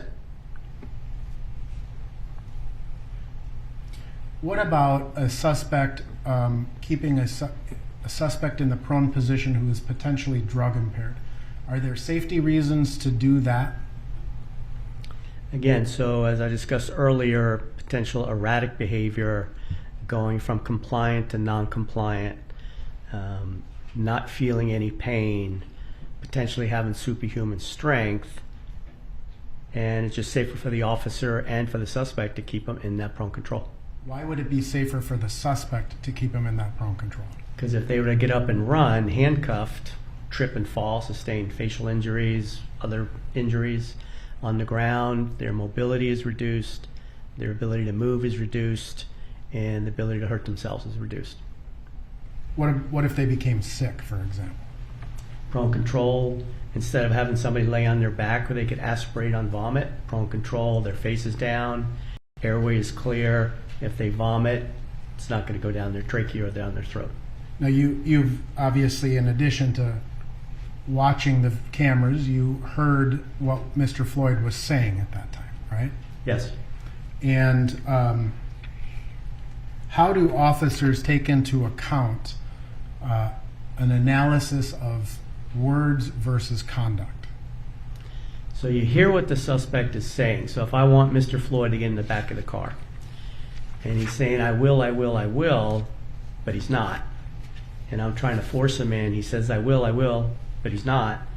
Then his actions are telling me he's not getting in the car regardless of what he's saying. Okay. What about as Mr. Floyd was going into the car and there was this act of aggression, as you've defined it, and Mr. Floyd at that point was saying he couldn't breathe. But he continued to say that later. How did the words he was saying initially comply or comport with his actions in that instant? I have advanced first aid. I certainly don't have medical degrees, but I was always trained and feel it's a reasonable assumption that if somebody's, I'm choking, when you're not choking because you can breathe. If somebody's saying they can't breathe, yet it appears to me they're taking full breaths and they're shouting, to me, the layperson, they can breathe. Is that a common misunderstanding within the policing community? I believe it is, yes. Objection, lack of foundation, strike. Overruled. So in terms of a reasonable police officer standard again, is a reasonable police officer who has used force in an instant can they consider that in prolonging a detention or a prone control of a suspect? So if the officer was justified in using the prone control, and now the suspect is on the ground in a prone control, the maintaining of the prone control to me is not a use of force. Why is it not a use of force? Because it's a control technique. Without it doesn't hurt. You've put the suspect in a position where it's safe for you, the officer, safe for them, the suspect, and you're using minimal effort to keep them on the ground. Now, you're familiar with the concept of positional asphyxia, correct? I am. Can you describe for the jury what you train and have been trained that are the dangers of positional asphyxia?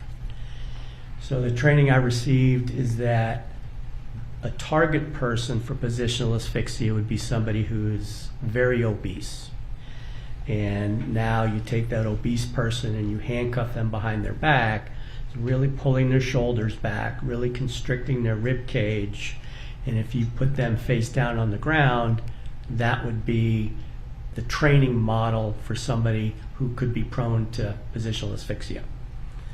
And when I was first in law enforcement, and the training I initially did regarding leg restraints, is that you used to hobble a person's ankles, tie the ankles to the handcuffs, and then put the person face down, and that created even more pressure on the person's sternum and rib cage and reduced their ability to breathe. So that technique was modified to address the positional asphyxia issues. You would agree that the Minneapolis Police Department trains officers to place people in a recovery position, correct? Yes. And you would agree that that is based out of concerns of positional asphyxia, agreed? Yes. Now, are there situations where a reasonable police officer would not put a person in the prone position into the recovery position? Yes. Can you describe what those may be? So in this situation, there was space limitations. Mr. Floyd was butted up against the tire of the patrol car. There was traffic still driving down the street. There were crowd issues that took the attention of the officers. Mr. Floyd was still somewhat resisting, so I think those were relatively valid reasons to keep him in the prone. Now, in terms of your training, again, as that you have been trained and trained other officers in the use of crowd control or crowd control issues, right? Yes. How in law enforcement is a crowd defined? So a crowd, just like if you look at a football stadium, so it's a group of people gathered together for a common purpose. So a crowd, by definition, isn't unlawful. And actually the law enforcement definition is two or more people constitute a crowd. So because it's not unlawful, it doesn't mean that it doesn't become a consideration for the officers. Okay. Can you explain in your analysis how you think the crowd or this group of people that had gathered around and were watching affected the officers in their use of force? So we kind of go back to the situational awareness issue, is that, yes, the officers are dealing with Mr. Floyd, but there's also other factors for them to consider. And in this case, the crowd started to grow in size, started to become more vocal. So now officers are always trained to deal with, right, so what threat is the biggest threat? Is it the suspect on the ground in front of me in handcuffs that we have relatively control? Or is it the unknown threat posed by the crowd that could go from verbal to trying to interfere with my arrest process in a matter of seconds? Did you factor that into your analysis of this case? I did. How did it? How so? I could see that Officer Chauvin's focus started to move from Mr. Floyd to the crowd. To one point, I think Officer Chauvin felt threatened enough that he withdrew his pepper spray canister and gave verbal commands to the crowd to stay back. So now he's dealing with the bigger threat. So just to kind of wrap up, could you summarize the final opinions that you have made in this case? I felt that Officer Chauvin's interactions with Mr. Floyd were following his training, following current practices in policing, and were objectively reasonable. Thank you. I have no further questions. Mr. Swisher. Stand where you are. Sure.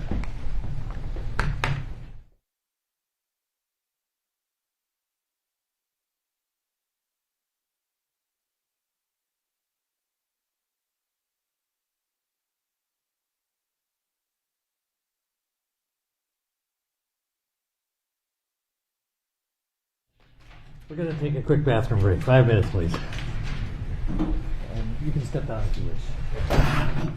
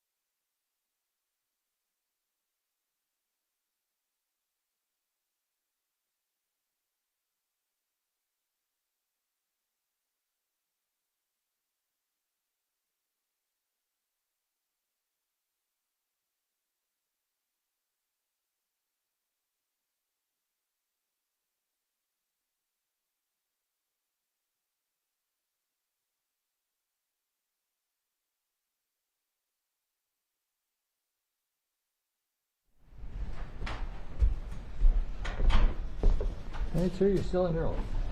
Yes, sir. Mr. Slusher. Thank you, Your Honor. Good afternoon, sir. Good afternoon. So I'm understanding your testimony, you indicate as a fundamental proposition that the defendant's conduct of restraining Mr. Floyd in the prone position on the ground, handcuffed, was not a use of force. That's correct. And I believe, according to your testimony, it's because, in your opinion, that position is not likely to inflict pain. Is that correct? That is correct. Now, if it did, in fact, inflict pain upon Mr. Floyd, would that change your opinion? Only if the positioning of the body or if the officers were manipulating Mr. Floyd's hands in a way that would create pain, then yes, I would say that would be a use of force. So my question is, if Mr. Floyd actually experienced pain, would that change your opinion? Would it be then a use of force if pain was actually inflicted upon Mr. Floyd? If the pain was inflicted through the prone control, then yes, I would say that was a use of force. And the prone control, as we're describing here, just so that we make sure that we're talking about the same terms, would be placing Mr. Floyd on his stomach, correct? Yes. Face down, Yes.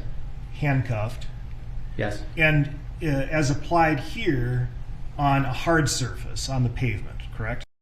Yes. Right. And so if we're talking about that as the prone, you're calling it prone control, Yes. and I use it interchangeably with prone restraint. Do I you think accept they're that the same. term? Okay. So I'll refer to it as a prone restraint. Mr. Floyd is face down, handcuffed behind the back, correct? Yes. And at some point, the defendant is on top of him. Is that right? I think he had his knee on him. I'm not sure if I would describe that as being on top of him. If I may publish to the witness Exhibit 17. All right. And so, as shown here in Exhibit 17, you're able to see the exhibit. Is that right? Yes. All right. And you see that the defendant has his knee on top of Mr. Floyd. Is that correct? I see his knee in the vicinity of the upper back and neck area. Is it on the top or the bottom of Mr. Floyd? It's on his back. Top being top of the head, or You tell me, is it on the top, the bottom, the side? Where is his knee? I see his knee on the upper spine and neck area. Is the upper spine then on the top? Okay, we can use top. Okay, you would agree with me then. Yes. Okay. And so the defendant is on top of Mr. Floyd. His knee is on top of his. And you can't see where his other knee is in this photograph, is that right? That's correct. But you have reviewed the body-worn camera footage, correct? I have. And you've looked at the other exhibits that have been submitted in this case, or no? Most of them. Okay. And so you're aware that now what we're looking at here is the defendant's left knee on top of Mr. Floyd, correct? Yes. Are you aware at this point in time that the defendant's right knee is also on top of Mr. Floyd? I believe it was on his arm or to the side of his body. You believe it was on his arm? Yes. Okay. On top of him, though, right? Yes. Okay. And so, to answer my question, the defendant is on top of Mr. Floyd on Exhibit 17. Is that right? Again, when I say on top, I think he's laying his complete body on top of Mr. Floyd. What I see is the knee positions. Okay. Both knees on top of Mr. Floyd. Yes. Okay. And also, are you aware that the defendant weighed approximately 140 pounds at the time this took place? Were you aware of that by your review of the records? Yes. And in your experience, does the clothing and equipment that the defendant is wearing in Exhibit 17, could that add some amount of weight to the defendant? Yes. And that would then increase the amount of pressure or force being placed on Mr. Floyd at this time. Is that right? It could. Okay. And so looking then at Exhibit 17 and just starting with the fundamental premise of your testimony that what we're seeing here is not a use of force, I need to ask you if you believe that it is unlikely that orienting yourself on top of a person on the pavement with both legs is unlikely to produce pain? It could. What do you mean it could? Is it unlikely to produce pain, or is it likely to produce pain? I'm saying it could produce pain. It could. Yes. And if it could produce pain, then, again, just looking at your premise, if it could produce pain, then it would be a use of force, wouldn't it? If the officer's intent was to inflict pain, that would Not be use the of force? officer's intent, sir. What you said is that it was unlikely to produce pain, and that's why it wasn't a use of force. You now just said that it could produce pain. And so, regardless of the officer's intent, if this act that we're looking at here in Exhibit 17 could produce pain, would you agree that what we're seeing here is a use of force? Shown in this picture, that could be a use of force. Okay. If you'd take that down, please. And sir, I'd like to talk to you a little bit about positional asphyxia, if I'm to understand your testimony about positional asphyxia. This is something that you're familiar with, is that right? Yes. This is something that you've taught in courses to budding officers, I'm assuming, the dangers of positional asphyxia? Yes. And in positional asphyxia, is it true that positional asphyxia is a result of some oxygen deprivation? Is that right? Yes. And that is as a result of a chest cavity, the inability for the lungs to expand. Fair? Yes. And in positional asphyxia, as understood in law enforcement, can be a result of being having your chest, your body weight on the ground, right, in the prone position. Your own body weight, the subject's own body weight. That could, yes. That could cause positional asphyxia, just the body weight itself. If the person is extremely obese. Sure. If you or I were to lie with our hands cupped behind our back on the ground, I don't think either one of us would be prone to positional asphyxia. Well, I will take that as a compliment, just for the purposes of argument here. But there can be instances, certainly, in which a person, by nature of their own body weight, could experience positional asphyxia. True? It's possible. Okay. And things that could, further exacerbate or contribute to that could be the use of restraint, correct? The handcuffs behind the back. Yes. And additional pressure as well. So you being a non-obese fit person, right? If someone was pressing down on you, that would sort of take the place of excess body weight, and that could contribute to positional asphyxia. True? It's possible.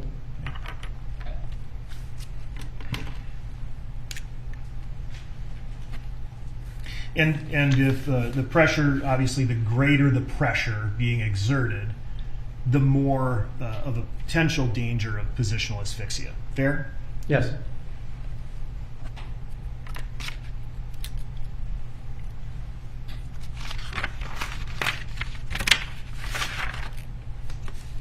And the dangers of positional asphyxia due to being restrained in the prone position is a known risk. Is that right? Yes. And it's something you know about, true? Yes. It's something you teach in your courses, correct, and training? Yes. And this is something you've been in law enforcement, did you say since 1972? For 79 years. 29 years. Okay, 29 years. At what point did you become aware of the dangers associated with positional asphyxia? Probably late 80s. So looking over 30 years that you've been aware of the dangers of positional asphyxia, right? Yes. And would you agree that that's something that's commonly understood in law enforcement, that this is a known risk? Yes. So this is not new information. No. And there are ways to mitigate against the risks of positional asphyxia that are known to law enforcement. Is that right? Yes. And I think what you testified to is the side recovery position. Can you describe the side recovery position? So when a suspect is handcuffed, you just pull them to their side and have them tuck their knees up, kind of like a fetal position almost. Like a fetal position. Right. And so you've also been a defensive tactics instructor, correct? Yes. And you've been certified as such, right? Yes. Are you aware of how one might put somebody in the side recovery position? It's fairly simple to do. Just pull them to their side. Okay. Does it take a long time? No. So it's simple, it's fairly quick, and in your opinion, it alleviates or could alleviate against the dangers of positional asphyxia. True? Yes.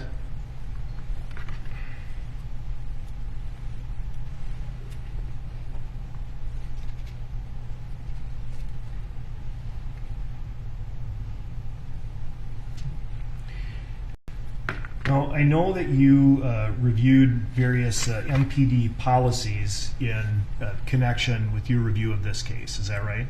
Yes. And getting back to the issue of whether what we saw in Exhibit 17 at that particular time was a use of force, are you aware of how the Minneapolis Police Department defines force? Not specifically, no. I would have a general understanding of it. Generally, would you agree, or based on your review, would you accept that the Minneapolis Police Department generally defines force to include restraint? It can. Particularly if it's restraint that could result in some sort of injury or pain. Yes. Fair? Okay. And so you would agree then, just as we are at this point in your testimony, that what we saw in Exhibit 17 would at least fit within the Minneapolis Police Department policy of a use of force. Fair? Yes. And a reasonable police officer would adhere to the policies of their own department. True? Yes.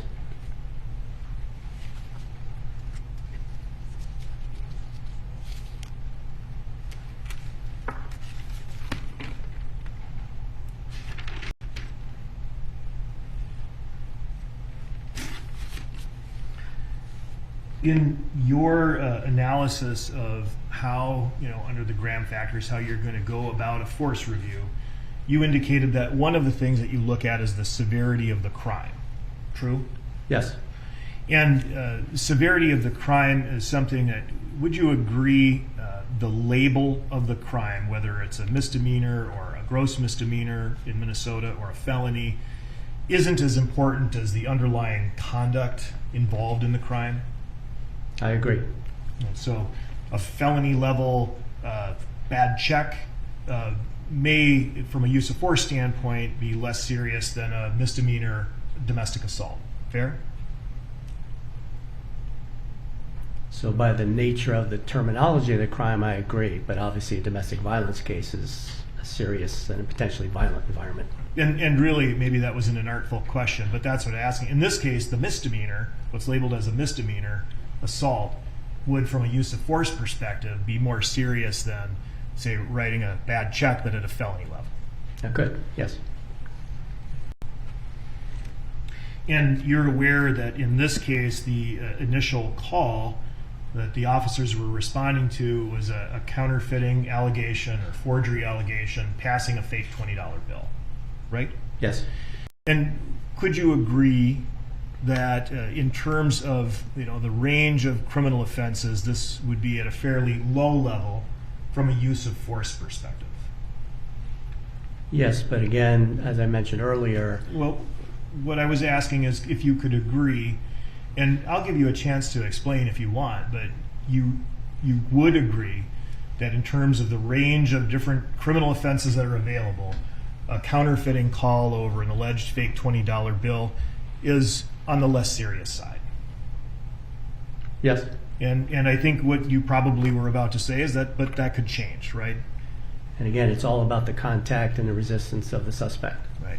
Which is completely different than the seriousness of the underlying offense. That's why I stopped you. I didn't want to be rude, but let's just keep this in that analytical framework for now. Seriousness of the offense, not the response, because we'll get to that, the response of the subject. Okay. And would you say, would you agree with me that the response of the subject, the activities of the subject to the officer on the scene, that's probably the operative important facts here, right? That's what you need to look at. Yes. So in terms of the seriousness of the crime, that's not as important. Let's take a look at the imminence of the threat. You discussed imminence of the threat. Officers have to assess that. Is that right? Yes. And could you please, for the jury, explain in your words what you mean by threat? What is a threat? You look at a person and you can't see their hands. They have their hands in their pocket. That could be a threat that in their pocket is a gun. You look at a person and the way they position their body, angle their body back into maybe a confrontational stance. That could be a threat. All right. So right now I have both my hands in my pocket, and I'm trying to be confrontational. I don't know if I look confrontational, but am I a threat? If I was walking up to you on the street and it's going to be reasonable suspicion that you have committed some type of criminal activity, I would, from a position of cover, ideally, tell you to take your hands out of your pockets. Would you agree that there's a difference between a threat and a risk? Yes. And so really any person can present a risk, right? Yes. Someone could have their hands in their pocket and unexpectedly have a weapon. True? Yes. Or not. Or not. That's a risk. But would you agree that a threat is when I would be doing something to show some sort of intention to cause you harm? Balling up my fists, approaching you in an aggressive manner. That would be a threat, correct? Some type of cues, yes.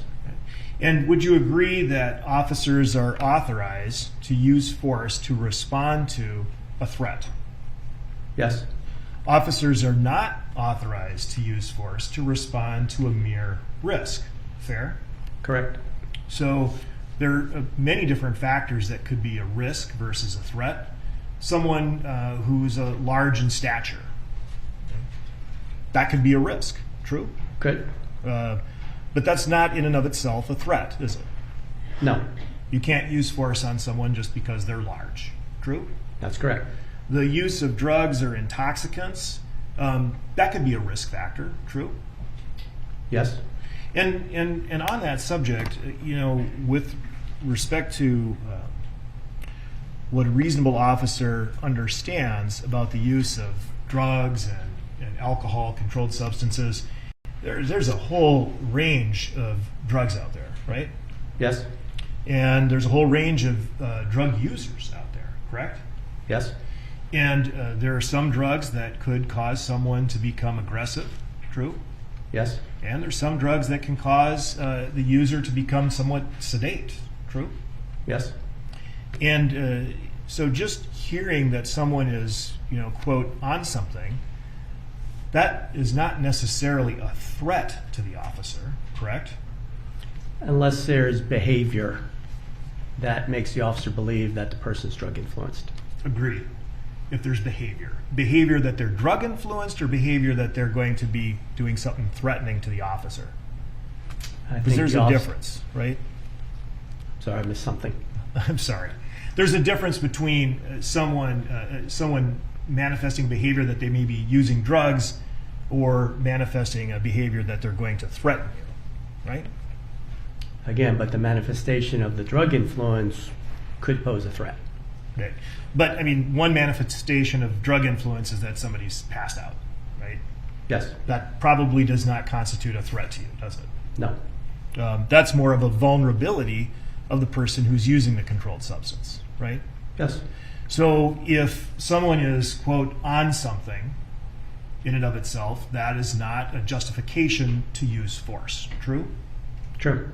And if the person who is on something is of large size, those two things combined, those two risks together combined, those don't justify the use of force, do they? No, there need to be a third component, that is the actions of the suspect. Right. The behavior of the subject, what they did. Fair? Yes.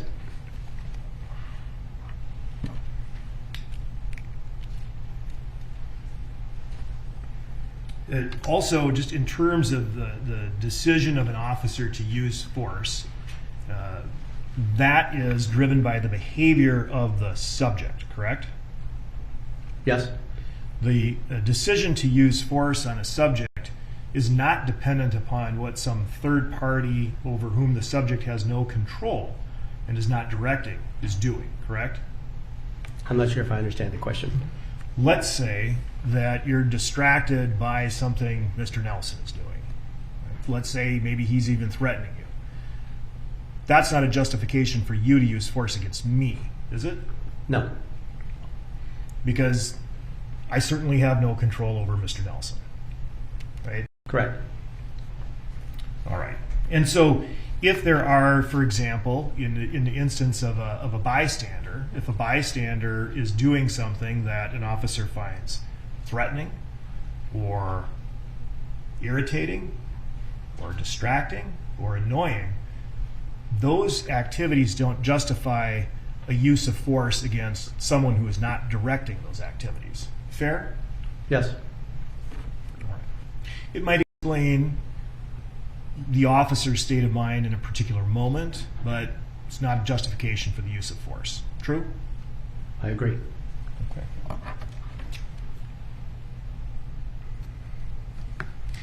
You talked about situational awareness, and situational awareness is something that is important for, I think your testimony was anyone, and we can agree with that, right? Yes. But in particular, situational awareness is something important for an officer, a reasonable officer to have, correct? Yes. And that situational awareness has to include really under Graham all the facts and circumstances, the totality of facts and circumstances that are presented to the officer at the time. True? Yes. And in looking particularly at the behavior of the person upon whom force is being applied, it's important that the officer is situationally aware of the condition of the subject, correct? Yes. Because if the subject does something aggressive, they may need to adjust their plan in the use of force, correct? Their application. Yes. But if the subject is manifesting compliance or a medical condition, illness, the officer needs to be situationally aware of that as well. Fair? Should. Do you agree, in having read the training materials and you're aware of MPD policy, and I'm assuming you've listened to some of the testimony in this case, as an expert you're allowed to do that?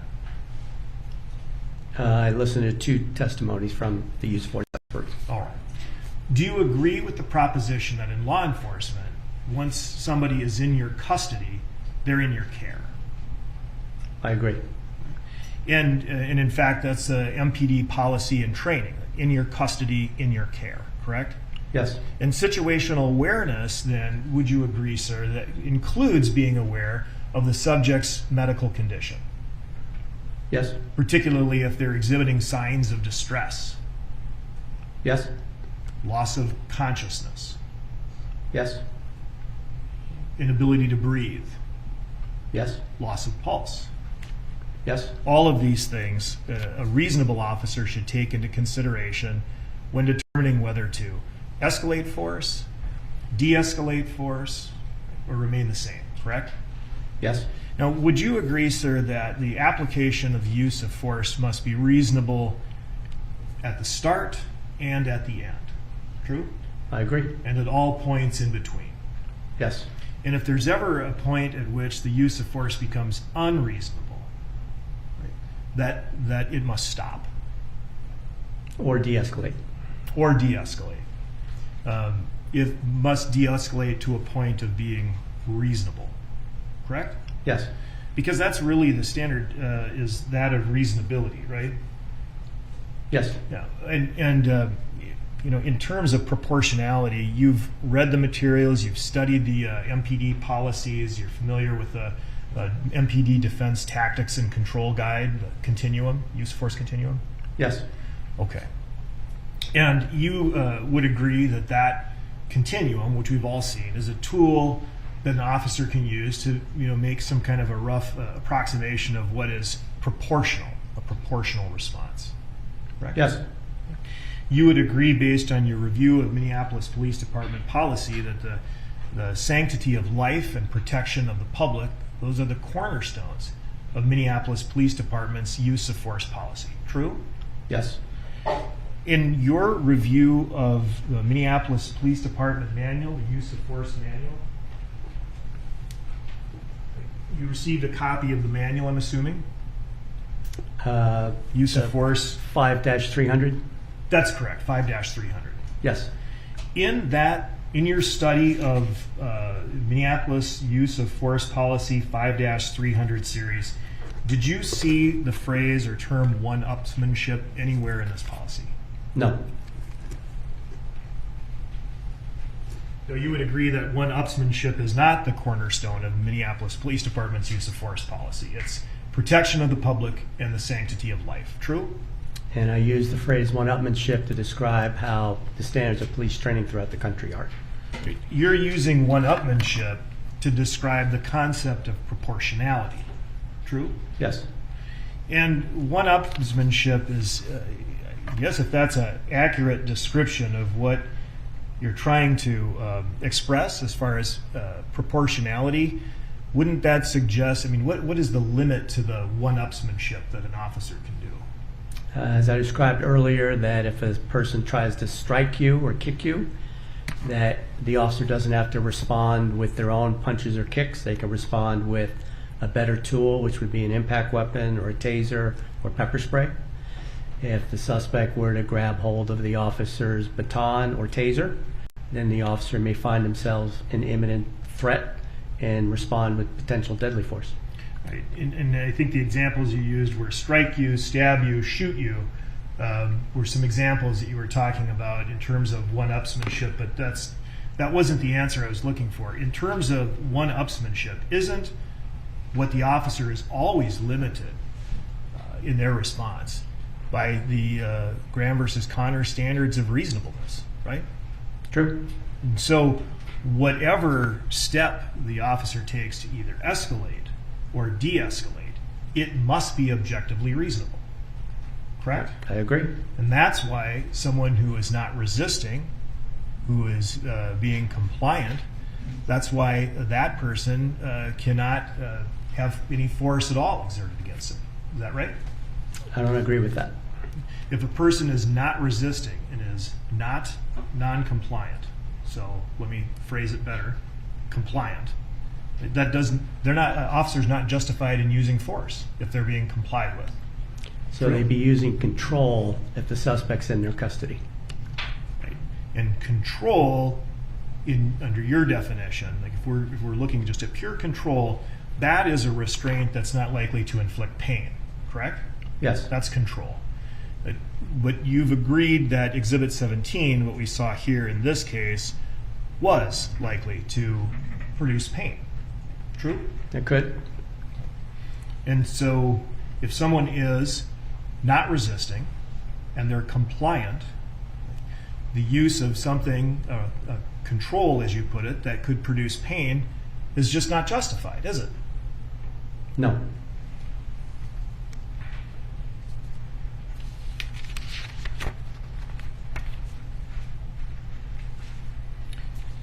And we talked about the use of force needing to be appropriate reasonable from the beginning to the end, and at all points in between. Is that right? Yes. And the officer must reassess the situation, must reevaluate the situation, must be taking in information. Is that right? Yes. And that can include information from the suspect, the person upon whom they're using control, correct? Yes. That could be information that they're getting from other sources, for example, fellow officers. True? Yes.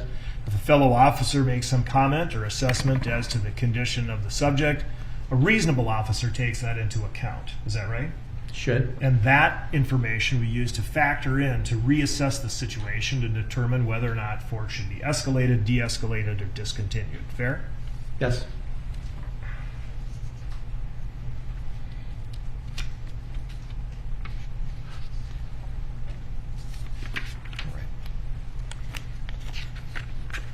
And you would agree, we were talking about the threat assessment, you were talking about stabbing, striking, shooting. You agree that based upon your review of the evidence in this case, there was no stabbing attempt by Mr. Floyd, correct? Correct. He wasn't trying to shoot anyone, correct? Yes. All right. And we should talk about the specific circumstances here of what happened on May 25, 2020. Would you agree, as a general premise, that Mr. Floyd was handcuffed, restrained in the prone position for approximately 9 minutes and 29 seconds? Yes.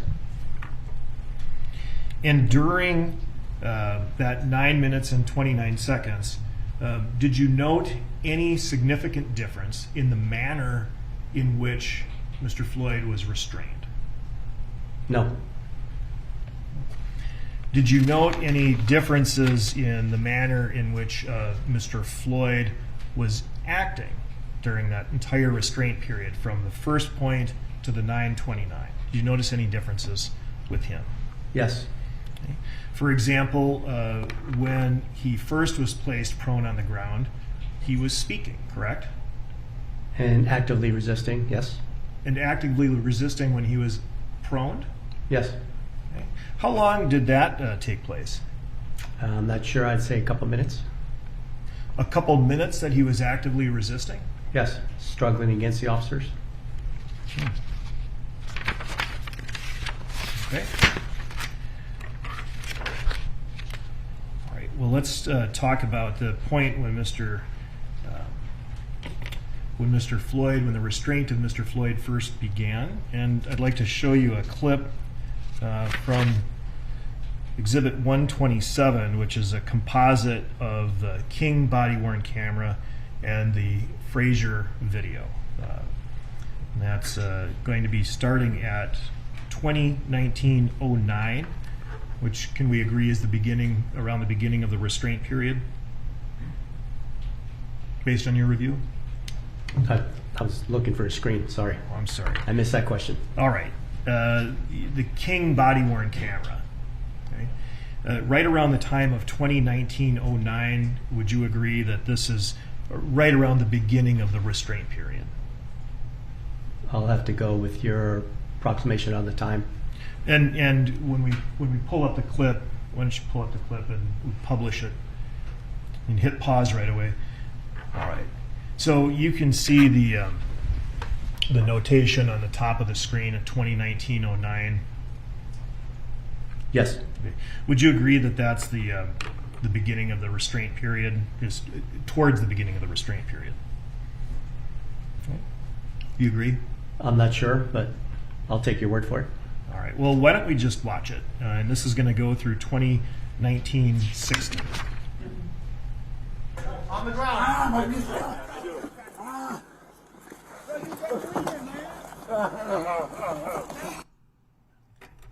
And so right around 2019-09, right, when we first saw the clip, Mr. Floyd was standing or kneeling by the squad car. True? Yes. And did you hear what Mr. Floyd said when he was kneeling at the squad car? Thank you or something to those lines. Now, I want to back you up a little bit just in terms of situational awareness. And you're aware that the defendant received many hours of paid training by the Minneapolis Police Department, correct? Yes. Right around 889 hours, correct? Sounds about right. You familiar with crisis intervention training and what that is? Yes. You're aware that the defendant took a 40-hour course in crisis intervention training? Yes. And that generally is education to make people aware of different impediments to compliance, such as mental illness or intoxication. True. Yes. Anxiety would fit in there, correct? Could. Perhaps claustrophobia. Could. Right. And when Officer Chauvin, the defendant, first approached the vehicle, and this was before Mr. Floyd went in, right in the back, when he first got on the scene, through Officer Chauvin's body-worn camera, you could hear Mr. Floyd saying that he had anxiety and claustrophobia, correct? Yes. And then there was a struggle, and you observed the struggle in the back of the car when the officers forced Mr. Floyd in the back of the car, right? Yes. And then when he came out, he was kneeling right around the time we were looking. He was on his knees. He's handcuffed, right? Yes. And he says, "Thank you," right? Yes. And it was after that point that Mr. Floyd was then pushed over by the officers onto the ground, correct? Yes. And at the time he was pushed onto the ground, just taking note of his body position, when he was initially pushed onto the ground, would that have qualified as a sort of a side recovery position? We'd have to back it up, and I'm not sure how long he was in that Please do. position.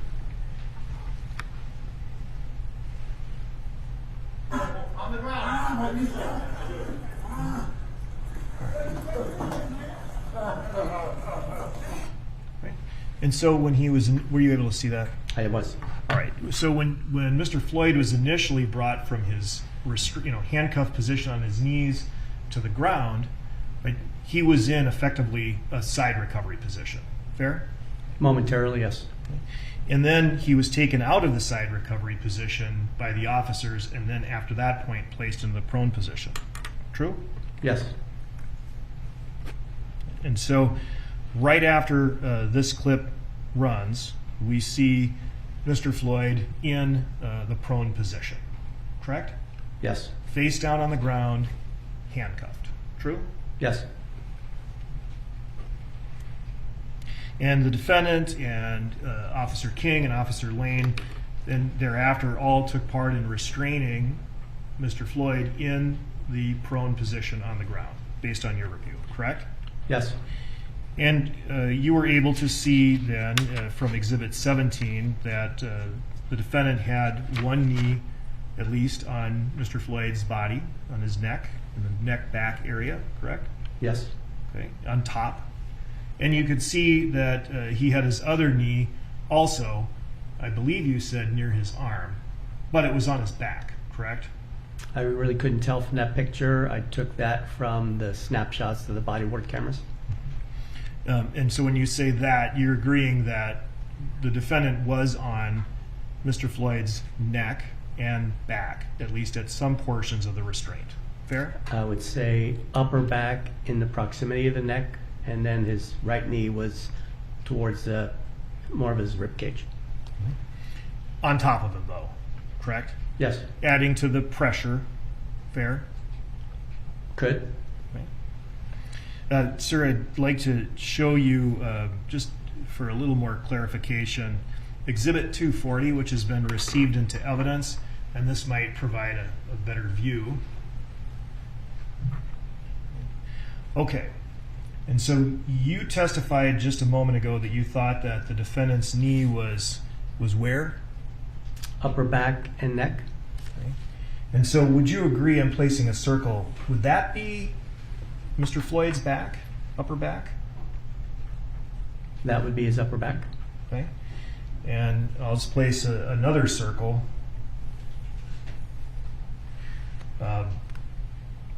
That's the defendant's knee, It is? his left knee. That's above the area that you've identified as Mr. Floyd's upper back, isn't it? Yes.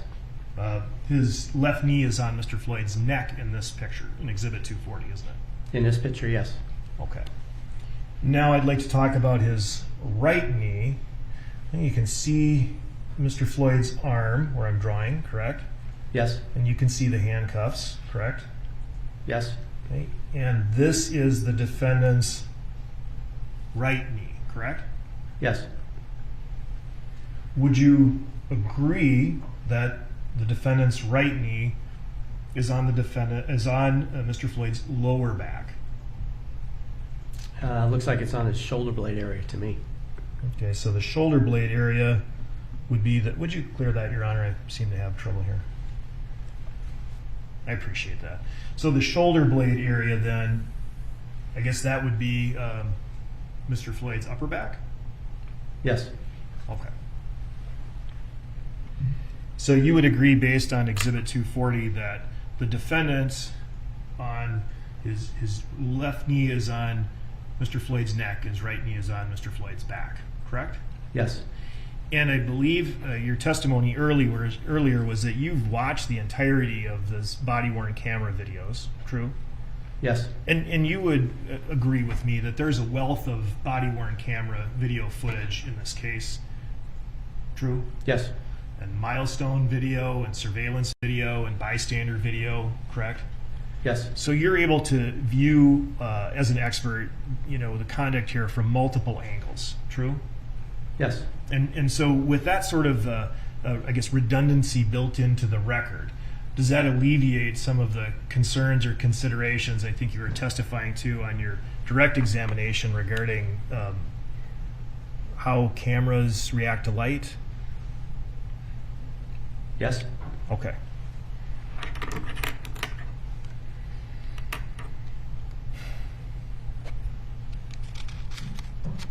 So this exhibit 240 is actually an image taken, you can see it's at 20:19:27. That's about 13 seconds after the defendant placed Mr. Floyd in this prone position. You agree? He was one of the three that put him in the prone. Sure. After, and so we'll say after the defendant and the two other officers put Mr. Floyd in the prone position, restrained on the ground, correct? Yes. All right, and then the first video that we play would demonstrate then that this restraint that we're talking about, which you said was a controlled restraint, or what was the term you used? Prone control. Prone control. That began around 2019-14. Fair? Okay. And I believe you testified that from the beginning to the end, you did not see the defendant's relative position on Mr. Floyd's body meaningfully change. Did you? Can you rephrase the question? Did the defendant get up from the point in which the prone restraint began and the prone restraint ended? Did he get up? Did he get up? No. Right. Did he let up off of him any pressure? It appears that his body position changed and he was putting more weight over his calves as the restraint continued. And are you able to identify, based on your own review, because I know you've looked at this, correct? Yes. And I'm assuming you've looked at it a lot in preparation for testimony today, correct? Yes. Are you able to point to any particular portion of the video record in which you say that the defendant shifted his weight more towards his calves to take pressure off? I would have to see the 14 body camera snapshots, and then we can focus on those.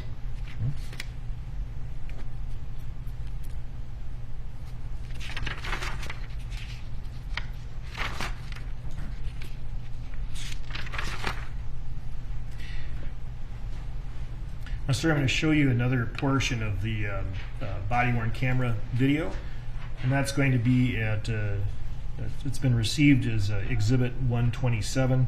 It's a composite of King's body-worn camera and the Frazier video. And we're going to start at 20:23:11.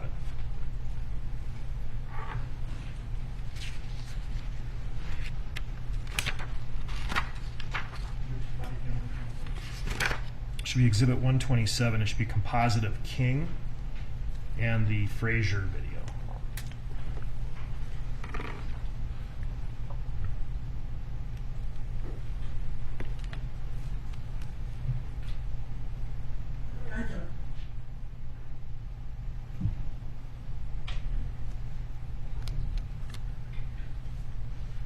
There we me see, starting at 2023. This starts at 23:10. Right, if you'd play this portion, please. How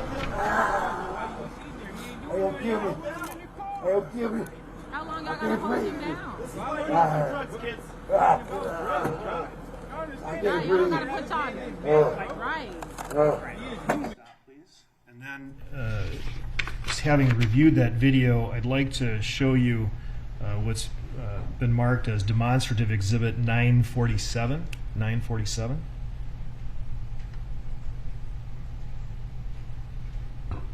All right, so in demonstrative exhibit 947, you see it's a still frame captured from composite, I guess, or the exhibit 15, which has been received into evidence at the time, it's non-military time, but it's 8/23/14. And this is roughly corresponding with the clip I just showed you. Can you show, do you see the defendant's, the foot on his left leg? Yes. Okay. And do you see how it's slightly off the ground? Yes. Now, you would agree that, given the orientation of the defendant's foot at this particular moment in time, there would be more pressure placed on Mr. Floyd's neck and back. True? It's possible. It's more than possible, isn't it? I mean, So the reason why I say possible is that Mr. Floyd's movements could have, in that moment, taken Mr. Chauvin's foot off the ground. Let's take a look at that clip we just watched again, please.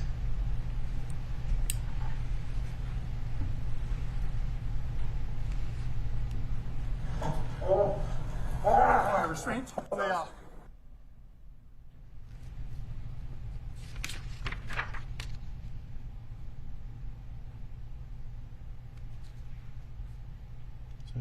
Yep.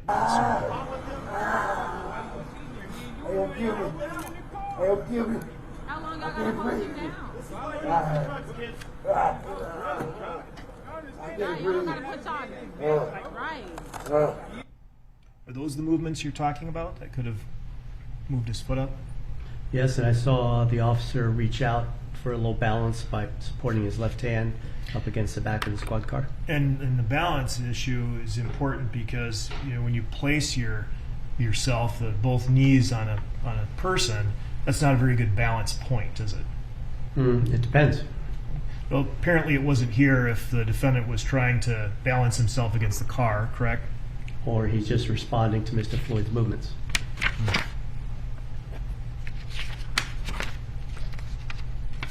But as you saw in the portion that you looked at, the defendant's body weight was not being supported by his foot because his foot was off the ground, correct? At that moment that that picture was taken, yes. And that would increase the pressure on Mr. Floyd, whether Like I he's said moving earlier, or it not. could be in response to his movement. Whether it's in response to his movement or not, the question is, would it increase the pressure? Would it increase the pressure? I don't know.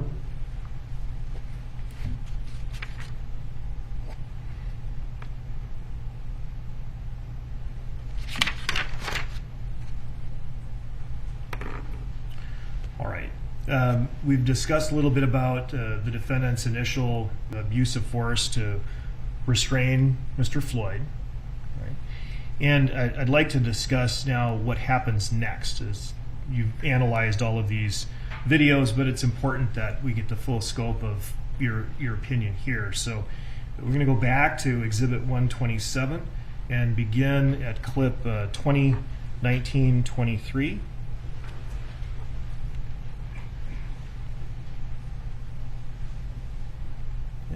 And if you can start playing now.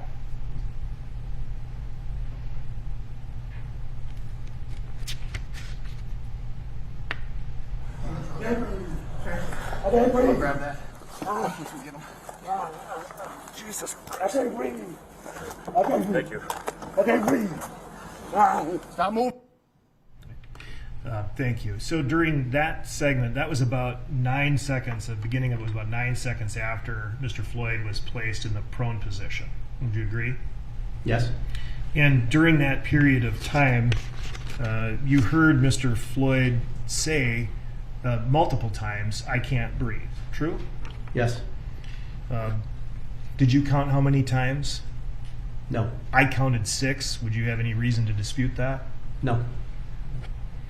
And obviously the defendant would know, a reasonable officer would know, that this prone position could present a danger of positional asphyxia. True? It's potential. And that it's important then, in terms of situational awareness, to not only be aware of that training and prior knowledge, but to pay attention to what the subject is saying, correct? Yes. And the subject here is saying multiple times, "I can't breathe," correct? That's correct. Now, I think your testimony earlier is that there can be times in which people can say they don't breathe and don't mean it, right? Yes. Might be faking it, I guess, right? Good. But context is really everything, isn't it? Can be. Because part of the reasonable police officer analysis assumes that you have a reasonable person applying the standards and using a little bit of their common sense. Fair? Yes. All right. And so if I have, I'm standing here talking to you normally in a normal tone, in a normal voice, and I tell you, "I can't breathe." I'm standing here, I'm talking to you, you might have reason to doubt me, correct? Yes.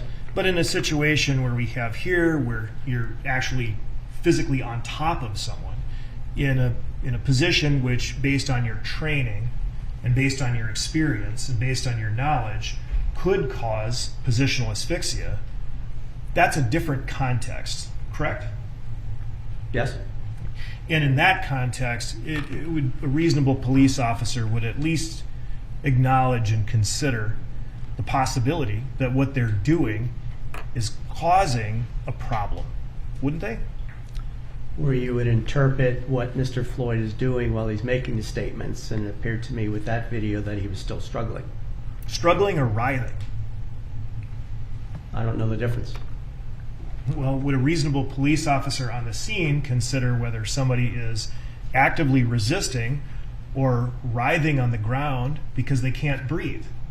I think it'd be reasonable for the officer to take what Mr. Floyd had been doing prior to that and still consider that he was struggling. And prior to that, you would acknowledge that there was a physical struggle, correct? Yes. Physical struggles can be exhausting, correct? They can. That's exhaustion is based on your training and your knowledge and your experience, another potential risk factor associated with positional asphyxia, true? Can be, yes. It can complicate things, true? Yes. As can intoxication, true? Alcohol or drug? Let's start with alcohol. I don't know. Right? Drug intoxication could also be a risk factor with positional asphyxia, true? It can. And when we talk about some of the different factors and things that would known at the scene, a reasonable police officer in the defendant's position would have taken those factors into account as well, true? Yes. From his vantage point on top of Mr. Floyd, fair? Yes. We take our technology break at this point, Judge? Yeah. All right. Take our 20-minute break. Come back at 3:20.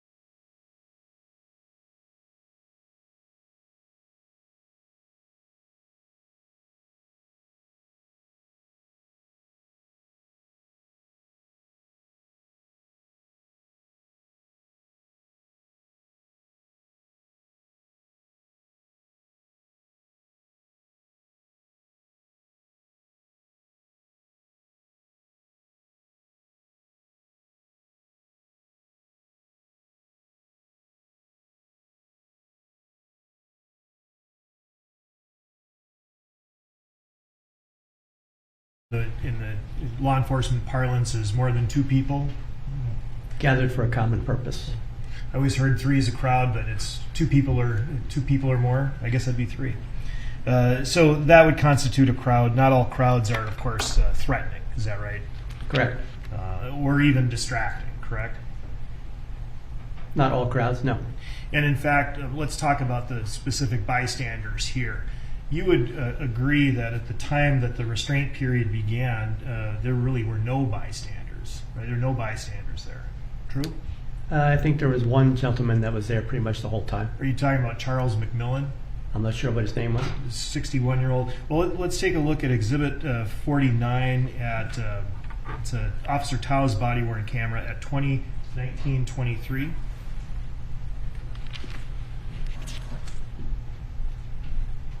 If you would publish that, please. I can't breathe. Jesus. I can't breathe. I can't breathe. I can't breathe. Not moving. And at that time, then you see the camera had panned out into the street, and there was the one gentleman that you had referred to, correct? Yes. And did he appear to be saying anything, Not that I heard, no. doing anything, No. threatening, Didn't appear to be, no. major risk factor? No. And during that period of time, you heard Mr. Floyd repeating that he can't breathe, correct? Yes. And so a reasonable officer in the defendant's position at that time shouldn't have been at least distracted by Mr. McMillan. Fair? Yeah, that's fair. Okay. Now, if we could go to a little bit forward, take a look at Exhibit 127 starting at 2021-28. And we'll play that through 2021-59.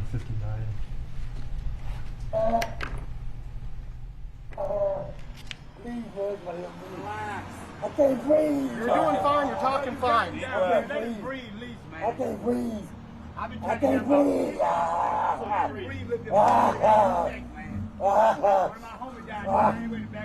My body's just dying to sleep. Relax. Man, I can't breathe in my face. Just get up. What do you want? I can't breathe. Please, the knee in my dick. I can't breathe shit. Bro, get up. All right, and so, sir, at this point, the clip that we just heard, the restraint is continued. Fair? Yes. Great. And this then, as he's talking, you can hear Mr. Floyd at least expressing that he's in some kind of distress. Fair? Yes. Indicating that he can't breathe.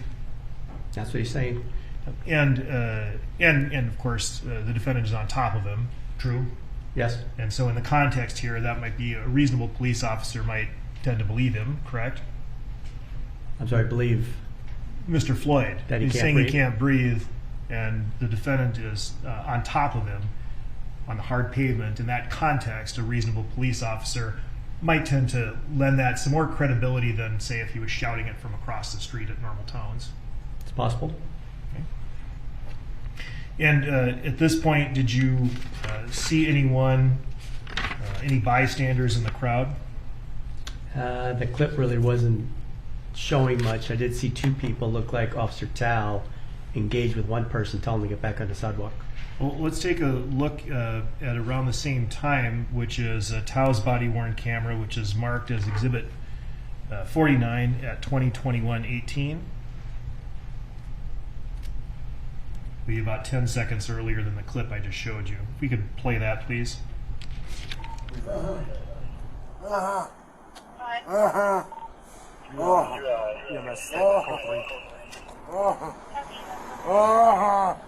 Please, man, somebody help me. Relax. I can't breathe. You're doing fine. You're talking fine. I can't breathe. I can't breathe. I've been I can't breathe. He's talking, so he's breathing. My body's just dying to sleep. Relax. Man, I can't breathe in my face. Just get up. What do you want? I can't breathe. Please, the knee in my dick. I can't breathe shit. Bro, get up, get in the car. All right, and so where we ended, we just heard it would have been the 61-year-old Charles McMillan saying something to the effect of "get up and get in the car," right? Okay, I heard that. All right, and then you saw some other bystanders, correct? Yes, And those bystanders appeared to be a ways away from Officer Tao, correct? on the sidewalk, yes. On the sidewalk, and they were a couple of teenage girls, correct? I saw one woman, I thought I saw a man, and they're both recording. Recording. There was someone in a hooded shirt with a phone, correct? Yes, All right, and then there was someone who was in a white T-shirt with a phone. yes. Okay.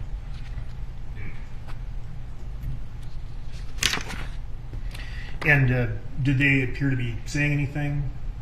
No, And so it would be fair to say that people on the sidewalk at that point wouldn't have been doing anything that could have been distracting a reasonable police officer at the scene, correct? at that point, yes.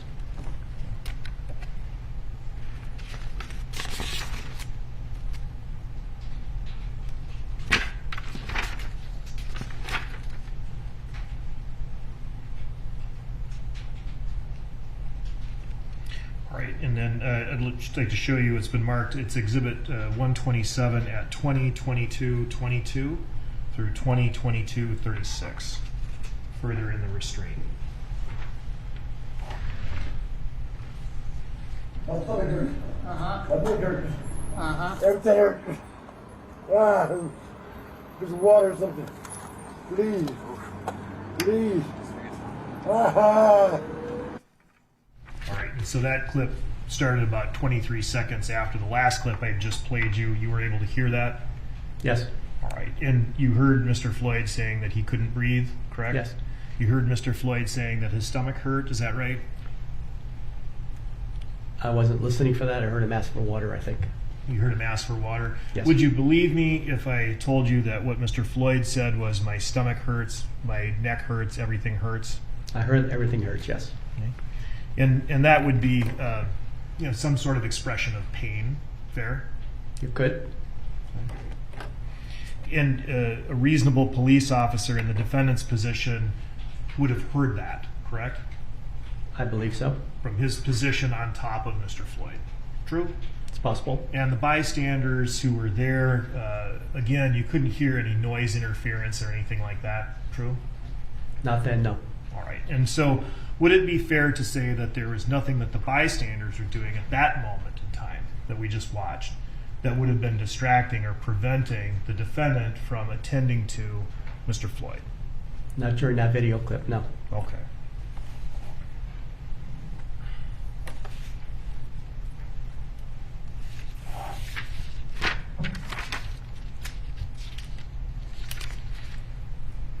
And I'm sorry, did you or did you not hear Mr. Floyd say that his neck hurts in that clip? I didn't hear that. Did you note that at all in your analysis of this case? At any time when you listen to the body-worn camera, when you listen to the bystander video, when you reviewed the facts and evidence in this case, at any time do you recall noting Mr. Floyd saying, "My neck hurts"? I heard it. I didn't necessarily note it. Okay. Because your testimony was premised on this not being a use of force because there was no pain involved, right? Yes. But you didn't note that No. fact?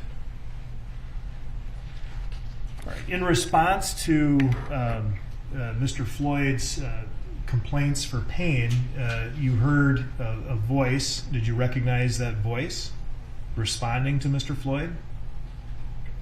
In this last video clip? Yes. I didn't, no. Did you hear an officer say, "Uh-huh"? I heard somebody say that. And based upon your review, you've reviewed all of this, correct? Yes. You've reviewed footage in which the defendant can be seen and can be heard speaking, correct? Yes. Right. Were you able to make out the person who said "uh-huh" as the voice of the defendant?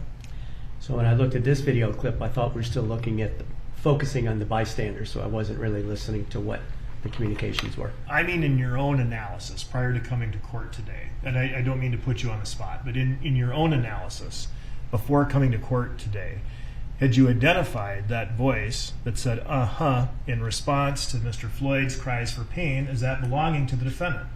Yes, I had. Okay. And so you would acknowledge that Mr. Floyd was crying out in pain and the defendant was at least acknowledging that he could hear him at the time. If that's what the aha was in response to. Okay. Well, was the aha in the reasonable context in which this conversation, if you can call it that, took place in response and immediately after Mr. Floyd's individual cries for pleas for pain or claims of pain? It was the same time frame. Yeah. And so my stomach hurts, my neck hurts, everything hurts, right? That's Yes. what you heard.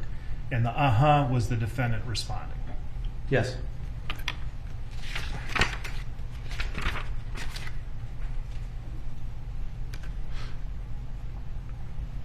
All right, I'd like to take you then to Exhibit 49 at 20:22:22, which is going to be overlapping the period we just saw.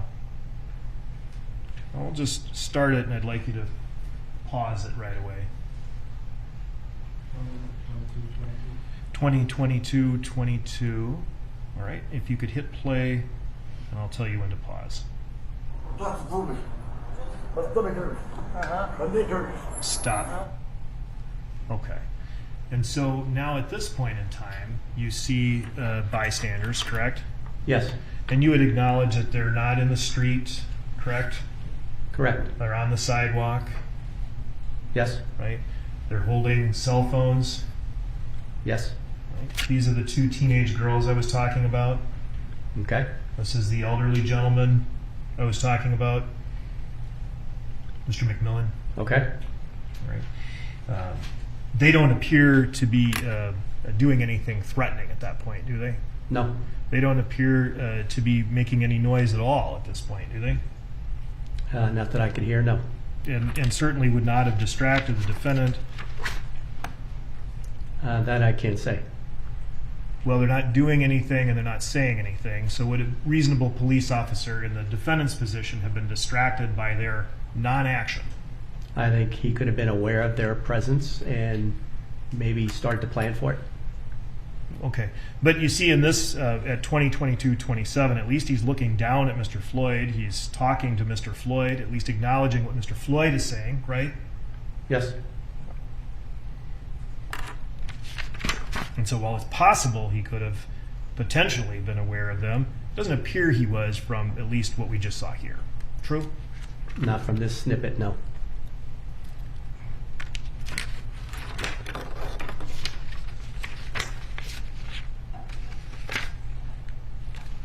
All right, let's move ahead again then. In Exhibit 43, starting at 20:23:38.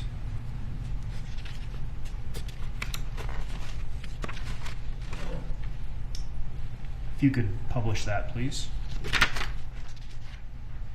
Leave. Leave. Go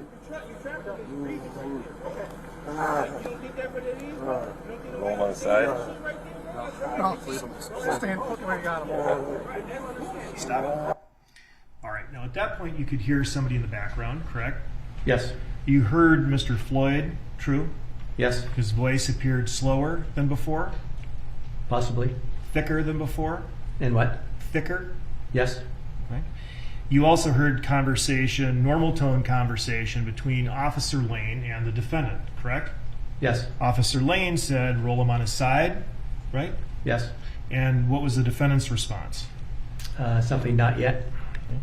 No, keep him here, Okay. right? And so at this point, Officer Lane is suggesting that they roll him on his side. Would that be consistent with the side recovery position? Yes. Okay. And the defendant is rejecting the side recovery position at this point. True?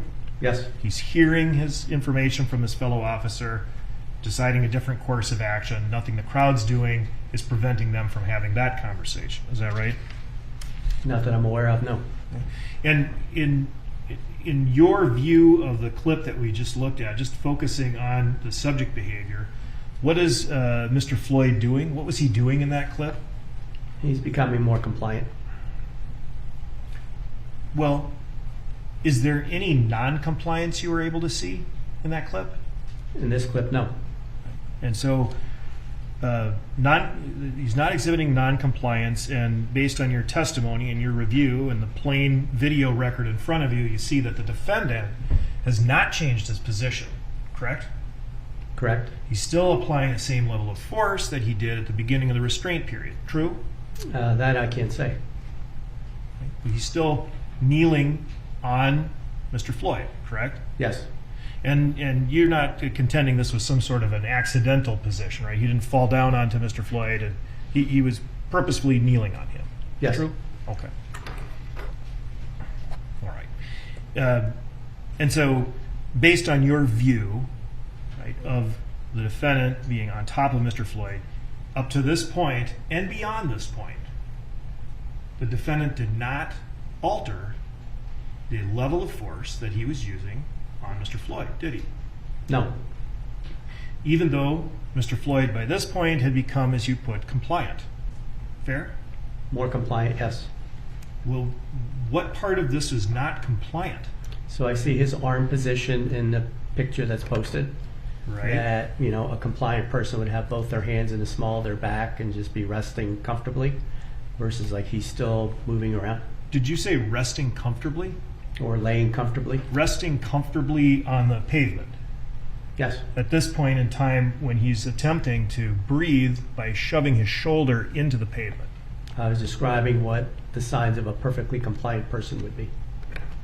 So attempting to breathe while restrained is being slightly non-compliant? No. No.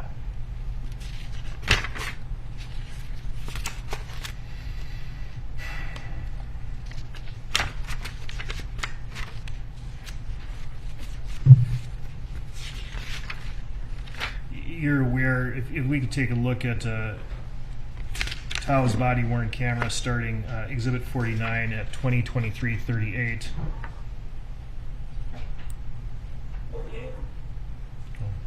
And at this point, you see this is Tao's body-worn camera. We see more people here, correct? Yes. Right. You still see the teenage girl with the cell phone? Yes. She's joined by what appears to be a juvenile female, correct? Yes. Wearing a love shirt. Yes. Right. Another teenager filming. Is that right? And you see that? Yes. And then there's an individual in a hooded sweatshirt standing on the sidewalk, correct? Yes. All right. If you could play that. We're done. You circled Okay, me we're like done. in a jiu-jitsu move, We're done. bro. You try We're to done. finish breathing right there, bro. Okay. Like, you don't think that what it is, bro? You don't think nobody understands that shit right there, bro? I trained at the academy, bro. That's some bullshit, bro. You did. Okay. Right, Then do you that's understand? bullshit, bro. All right. That's bullshit, bro. You fucking stopping his breathing right there, bro. Okay, he's talking. Okay. Well, you heard Mr. Tao say he's talking, correct? Yes. Referring to Mr. Floyd, right? Yes. I guess he was talking, wasn't he? Yes. And he said, "I can't breathe," right? Yes. And it was even more slow at this point, correct? Could have been. And this is well within the restraint period, true? Yes. And the individuals here, in terms of the volume you're hearing, you don't hear this person saying anything, do you? No. Or her? No. Or her? No. Or him? No. Or him? I'm not sure of that. The No. gentleman in the blue shirt with the baseball cap. No. Didn't hear him say anything. Didn't hear the guy behind the person in the hooded sweatshirt say anything, in the plaid shirt there? I didn't hear him. No. Okay. And so the only person that you would have heard say anything is the person in the hooded sweatshirt, correct? Yes. And what was he saying? Something about get off from bro. You don't learn. You don't teach that in the academy. You don't learn in the academy. He said you're cutting off his breathing, right? Okay. Fair to say he was expressing concern. Yes. And in this moment, was this crowd a threatening crowd? No.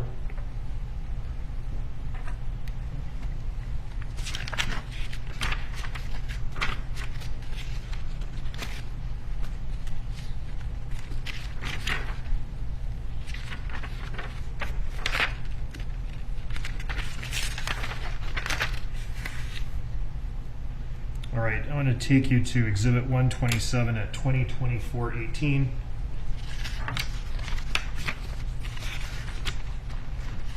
Please publish that.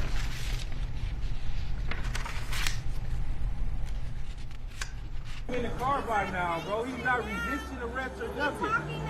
You enjoying it. Look at you. Your body language explains it. You fucking bum. It's the whites.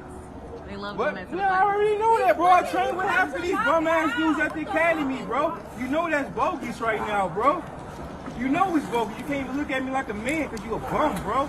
He's not even resisting arrest right now, bro. His nose is bleeding. He's fucking stopping his breathing right now, bro. You think that's cool? You think that? Okay. During that time period, and I don't know if you heard, did you hear another officer, did you hear the voice of Officer Lane say he's passing out? I didn't hear that, no. Did you hear Mr. Lane say that at any point in your analysis of these videos before you came to court today? About what Mr. Lane or Officer Lane said? That's correct. Yes. Yeah. And so you heard him say at least one occasion he's passing out, correct? Yes. And would you accept my representation that that would have occurred around this time during this clip? Yes. All right. And other people, bystanders, are saying the same thing, correct? I heard mostly just what the one gentleman was saying about being a bum and not resisting arrest and things like that. Right. That the defendant was being a bum and that Mr. Floyd was not resisting arrest, correct? Yes. And you just saw the video. You saw Mr. Floyd, what he was doing at that time. At that time, would you agree, and I'll tell you the name of the person is Donald Williams. Would you agree with Donald Williams that Mr. Floyd was not resisting arrest at that moment? Yes. Mr. Floyd doesn't appear to be conscious at the end of this clip, does he? I can't tell. And you're certainly not as close to him as the defendant was in that moment, correct? Correct. He's not talking, correct? Yes. He's not resisting. Doesn't appear to be, no. And from this point forward, the defendant remains on top of him in the same position as when he started the restraint period. Isn't that true? I would say the same general position. I wouldn't say the same exact position. Yeah, same exact position, same general position. The position is such that he's on top of him, compressing his lungs, compressing his chest against the pavement, right? With his body weight. It's in a prone control position.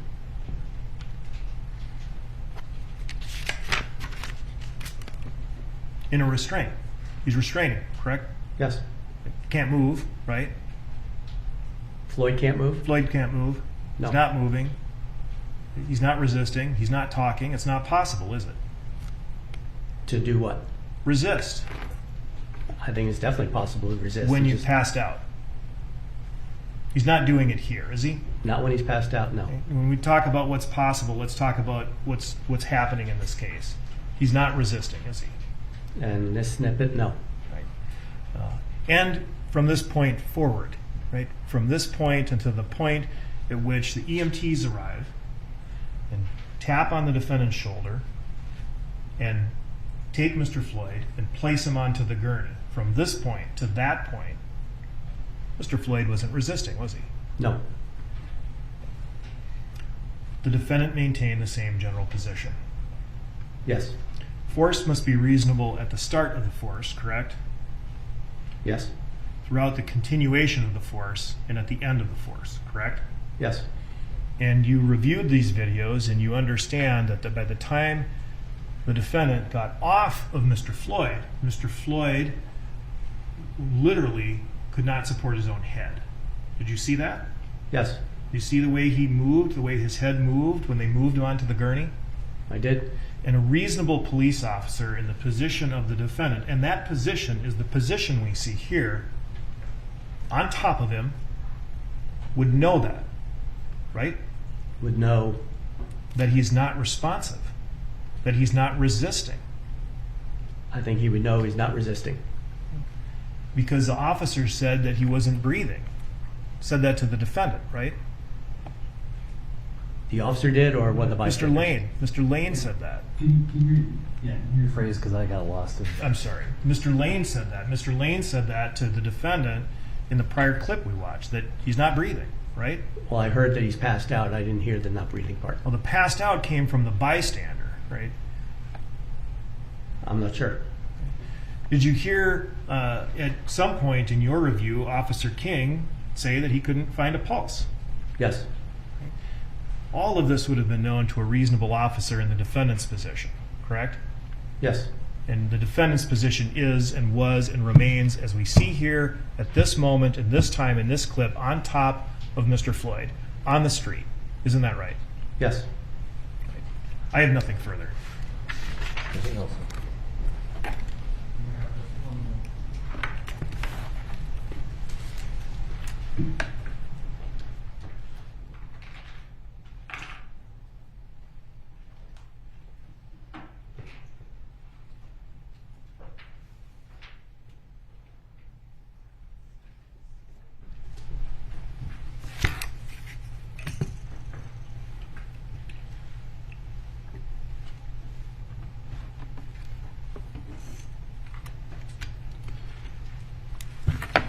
Mr. Broad, you were asked a lot of questions on, oops, if we could take this down here. We were asked a lot of questions on cross-examination about the prone control position. Do you recall that? Yes. Can you describe what specifically you mean by the prone control position? What is the placement of the knee relative to the back, neck, shoulders, etc.? Ideally 45 degrees in between the neck and shoulder blade. So 45 degrees coming in from the side. Yes. Angling down towards the lower body. And where would the shin be placed?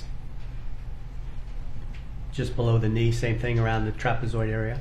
So there's a kind of a hard spot in between the base of the neck and the shoulder blades. Is that the area you're talking? Leading. Sustained. Can you describe by touching your back the area that you're describing? So the knee would probably end up pretty much on the spine, and the shin would be along the trapezoid. Okay. And during the course of this, your testimony, you were shown several, short clips of things happening from time to time. Agreed? Yes. What's the problem in terms of the analysis by looking at just specific short clips?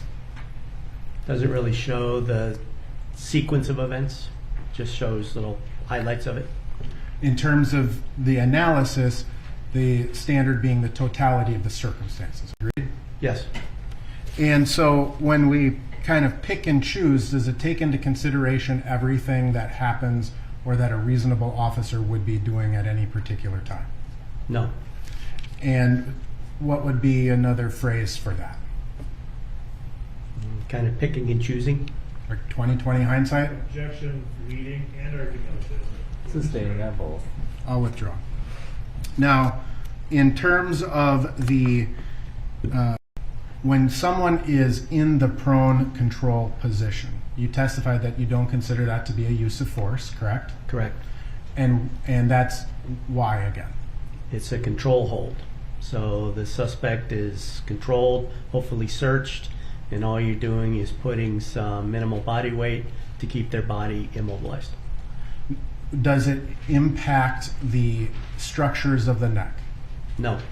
Can a suspect continue to lift up his head, move his head around? Yes. Do you observe Mr. Floyd doing that while he's in this position? Yes. Did you observe him use his face to try to lift up his body?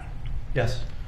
Did you observe throughout the course of this event, did you observe Mr. Floyd's right arm in various body-worn cameras? Yes. Did you observe his veins during that? Yes. What did the veins signify to you? Had strong pulse. He looks very muscular. Objection, foundation, Your Honor. Overruled. In terms of when Mr. Chauvin first arrived on scene, what would have been the first thing Mr. Chauvin would have seen? The struggle that Mr. Floyd was giving to Officers Lane and King. And does that come into consideration of the analysis of the continued use of either force or a prone control? Yes. How about 1 versus 3? How does that factor into the analysis? I'm not sure if I understand the question. Certainly. You've observed the struggle between officers and Mr. Floyd. How many officers were there? 2, and then Officer Chauvin was the 3rd. Okay. And how many suspects were they attempting to apprehend at that time? Just Mr. Floyd. Did Mr. Floyd, did all 3 officers at any point attempt to get Mr. Floyd into the back of their car? All 3 did. Were they successful in your analysis? No. So does the analysis in terms of, again, the continued use of force or putting someone in a prone restraint include what happened moments before? Yes. And so if one person can overpower 3, is that a factor to consider in whether to use a prone restraint or control technique? Yes, because it takes some of the strength that the suspect may have away from them. Are you familiar with what we would call the swarm technique? Yes. Can you describe for the jury what the swarm technique is? It's where multiple officers will use their body weight to pin a suspect down to the ground. And the purpose is? Control. And at the beginning of the prone position of Mr. Floyd, did you observe Mr. Floyd continue, at least initially, to actively resist? Actively, and with the kicking motion, active aggression. So let me ask you, in terms of the concept of active aggression, that's taking a swing or using some force against an officer. Is that correct? Yes. Does active resistance have to be violent in order for it to be active resistance? No. Are there levels of active resistance? Sure. So can you explain how the level of active resistance may change? So pulling away from an officer would be one example of active resistance. Just muscle rigidity, refusing to let an officer pull your hands away from your body would be another example. Okay. So there are, like all things, sort of a spectrum of active resistance, active aggression, or passive resistance, right? There's a spectrum of it, right? Yes.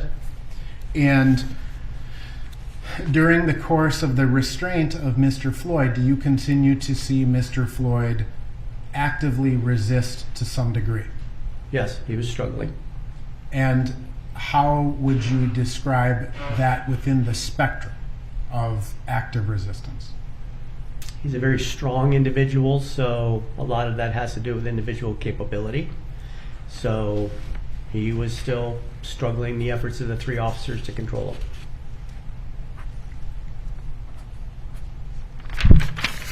A reasonable officer, in terms of making a decision to keep someone in a prone restraint, can take into consideration the actions that occurred immediately before. Leading.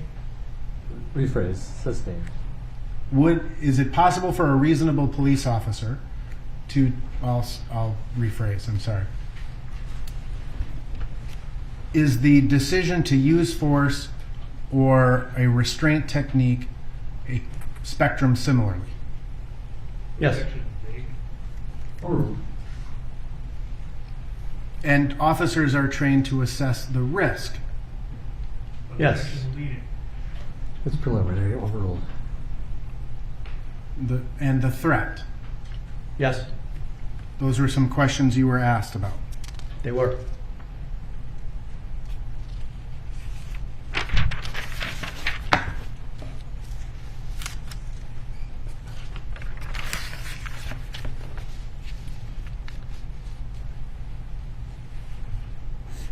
Why is it important to have a suspect in custody under control?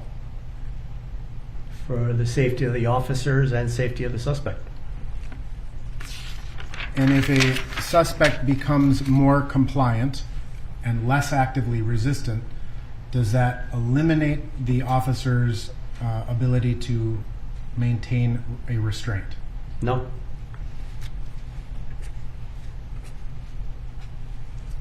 You were asked several questions about Mr. Floyd stating that he couldn't breathe while he was being restrained.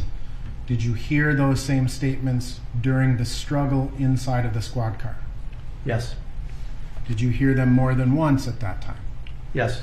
Did you hear him state that he was claustrophobic? Yes. Would a reasonable officer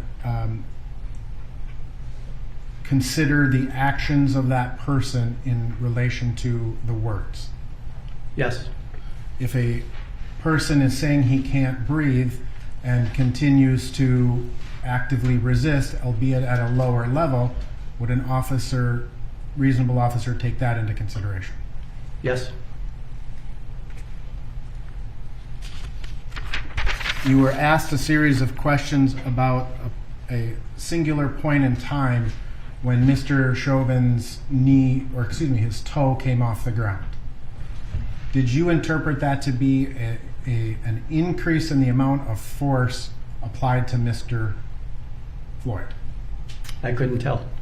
You described in your cross-examination that he had to sort of catch himself on the squad car. Yes.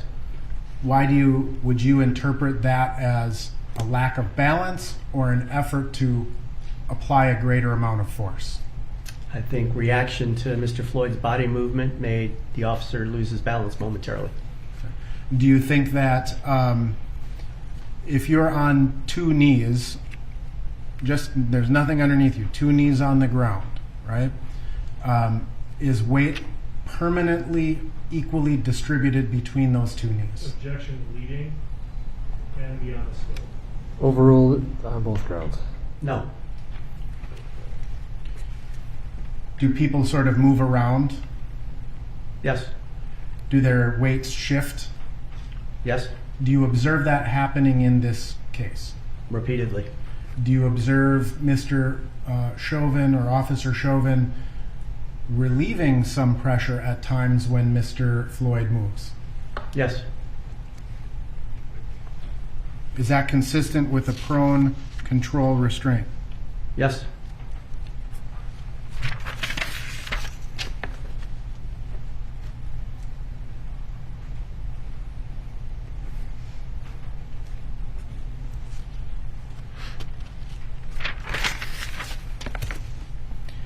You were shown some videos when the first young woman first came and started filming at approximately 20, 21, and 29 seconds. Do you Yes. recall that? Did you factor into your analysis the timing of when EMS was called and then subsequently increased to their response rate? I'm not sure if I understand the question. Sure. The videos that you watched, some of the videos you watched when Miss Frazier began filming at 20:21:29, if EMS were called at 20:21:35, code 3, does that factor into the analysis? Yes. Why? Knowledge of the area and the fact that they anticipated the response time is going to be very rapid. Can you underestimate a member of a crowd or a group of people simply by virtue of their age? Certainly. Is it possible that a 17-year-old person can place as an officer in an equal amount of danger? Absolutely.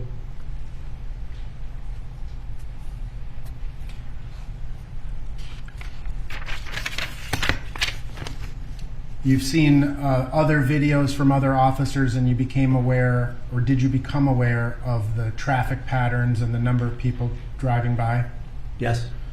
In terms of the position of the officers relative to traffic, Objection beyond the scope, Your Honor. Overruled. how does that again factor into the analysis during this time frame? That would be an environmental hazard since they were almost in the traffic lane and there really wasn't any protective barriers around them.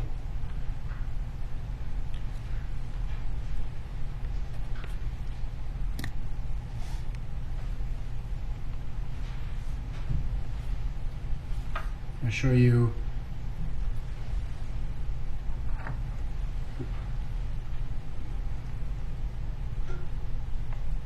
one second.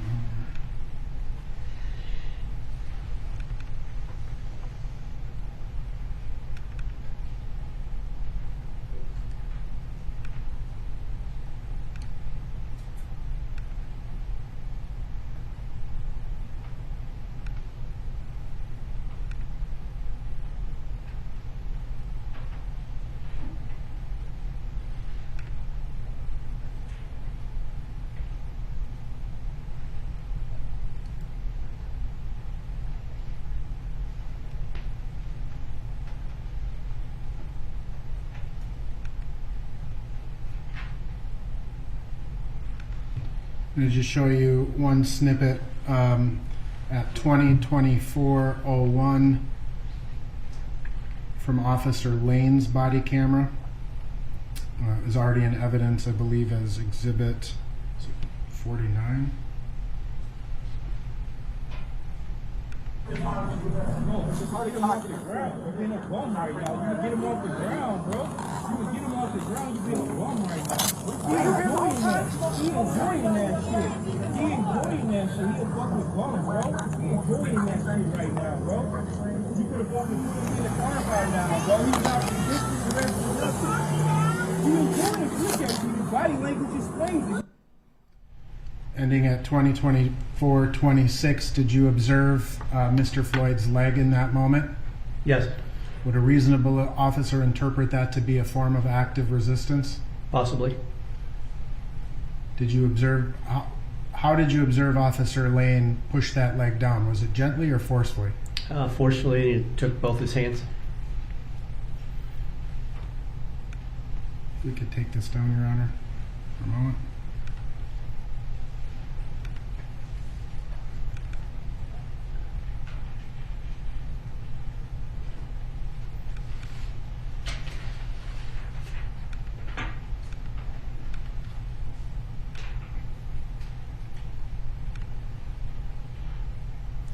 I'm going to show you what's been introduced as Exhibit 1020, which is the point at which the ambulance and Mr. Chauvin stands up towards the end of this restraint. And I'm going to ask that, this is already in evidence, I'm going to ask for you to make a determination as to where you think Officer Chauvin's knee is.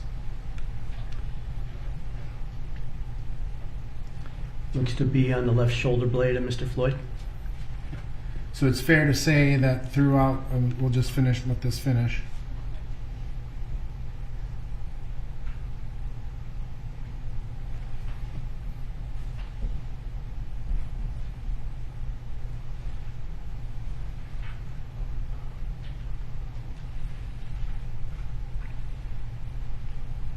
Did that appear to be consistent with the prone restraint hold that you described? Yes. So if we can publish that to the jury then, just.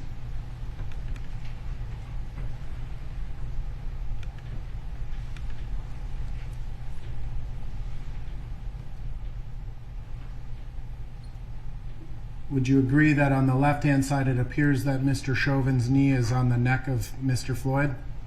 No. How about on the right? No.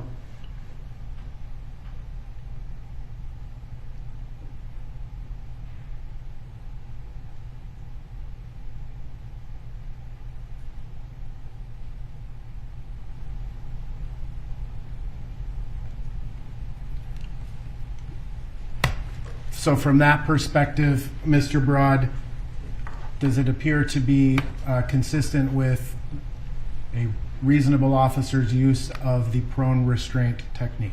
Yes. Is that sort of the problem with snippets? They don't show the full picture.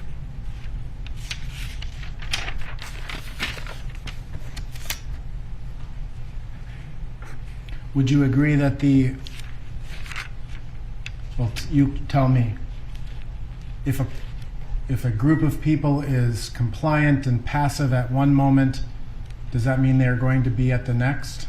No. Is a reasonable officer prepared? Should a reasonable officer be prepared to expect a change in a crowd?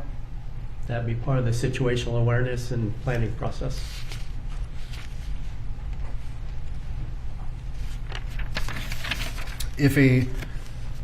If one perceived threat or risk emerges while you're dealing with another, how is a reasonable officer trained to determine which risk or threat he should be dealing with? The officer's trained to address what they perceive to be the highest risk.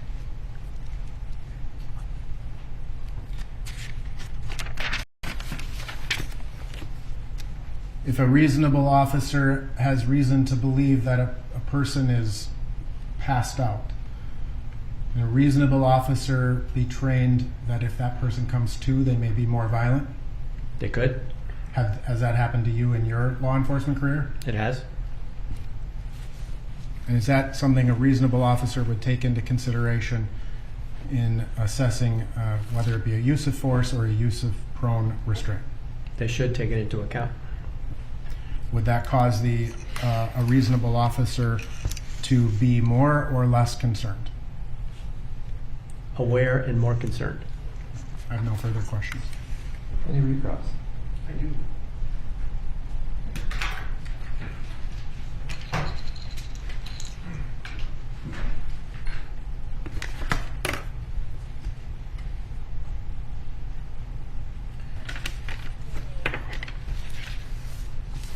So you're not still contending that the prone restraint here was one that would not be likely to cause pain, are you? It could cause pain. Could cause pain, did cause pain, correct? I don't know if it caused pain. I'm saying it could cause pain. Did you look at the autopsy photos? Were those submitted to you? No. Okay, so you didn't see the bruises on this man's shoulders? You didn't see that? No. You didn't see the bruises on his face? No. You couldn't use your context clues to determine that somebody trying to lift their body up with their face against the pavement, that would cause pain? It would cause pain, wouldn't it? Lifting the face up off the pavement? That's right. Not No, necessarily. using your face to lift your body up off the pavement. That would cause pain. Objection? Overruled on that ground. That could cause pain. The only struggling that you saw Mr. Floyd doing after he was restrained was struggling to breathe. Isn't that right? Well, that Overruled on that ground. I don't know. If he was struggling or was he struggling to catch a breath, I can't tell. in any event, struggling to breathe is not active resistance, is it? To me, no. To the officer, maybe. But officers are trained in terms of the dangers of positional asphyxia. Officers are trained that there can be a physical response to having oxygen deprived of you as a result of the pressure. Isn't that right? There can be. Overruled. You can answer. They're trained about that, Yes. correct? And it's much like the analogy that's used if somebody's holding your head underwater, there's a natural reaction to struggle, correct? Yes. And that's the danger, right, of the cycle of positional asphyxia, is that the officer might not recognize that what they're doing is causing the person to react. True? It's quite possible. And you don't contend that it was reasonable for the defendant to hold Mr. Floyd down on the pavement in this position to avoid him getting hit by a car, are you? No. No. I said no. All right.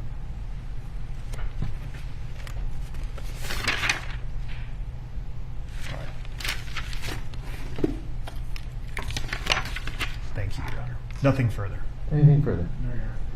Thank you, sir. You may step down. Thank you.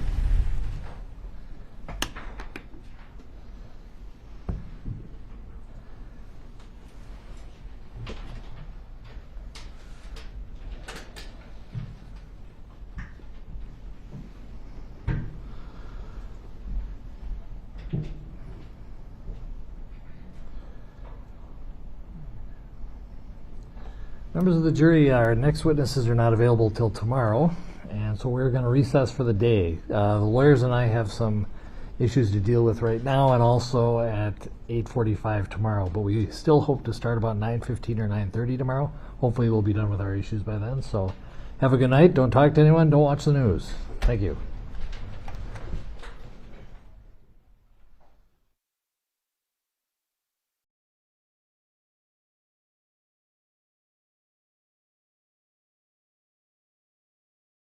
And there you have it, folks.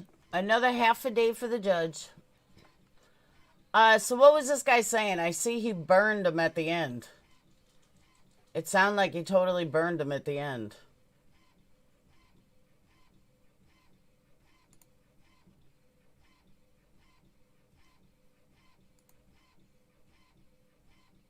And Nelson was not happy.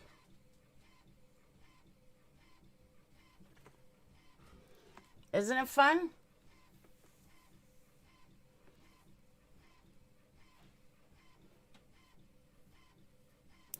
It is fun, actually. So, that be that.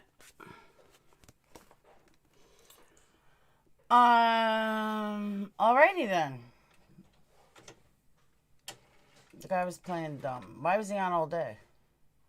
You better than CNN. They keep dropping it for other news. I am better than CNN.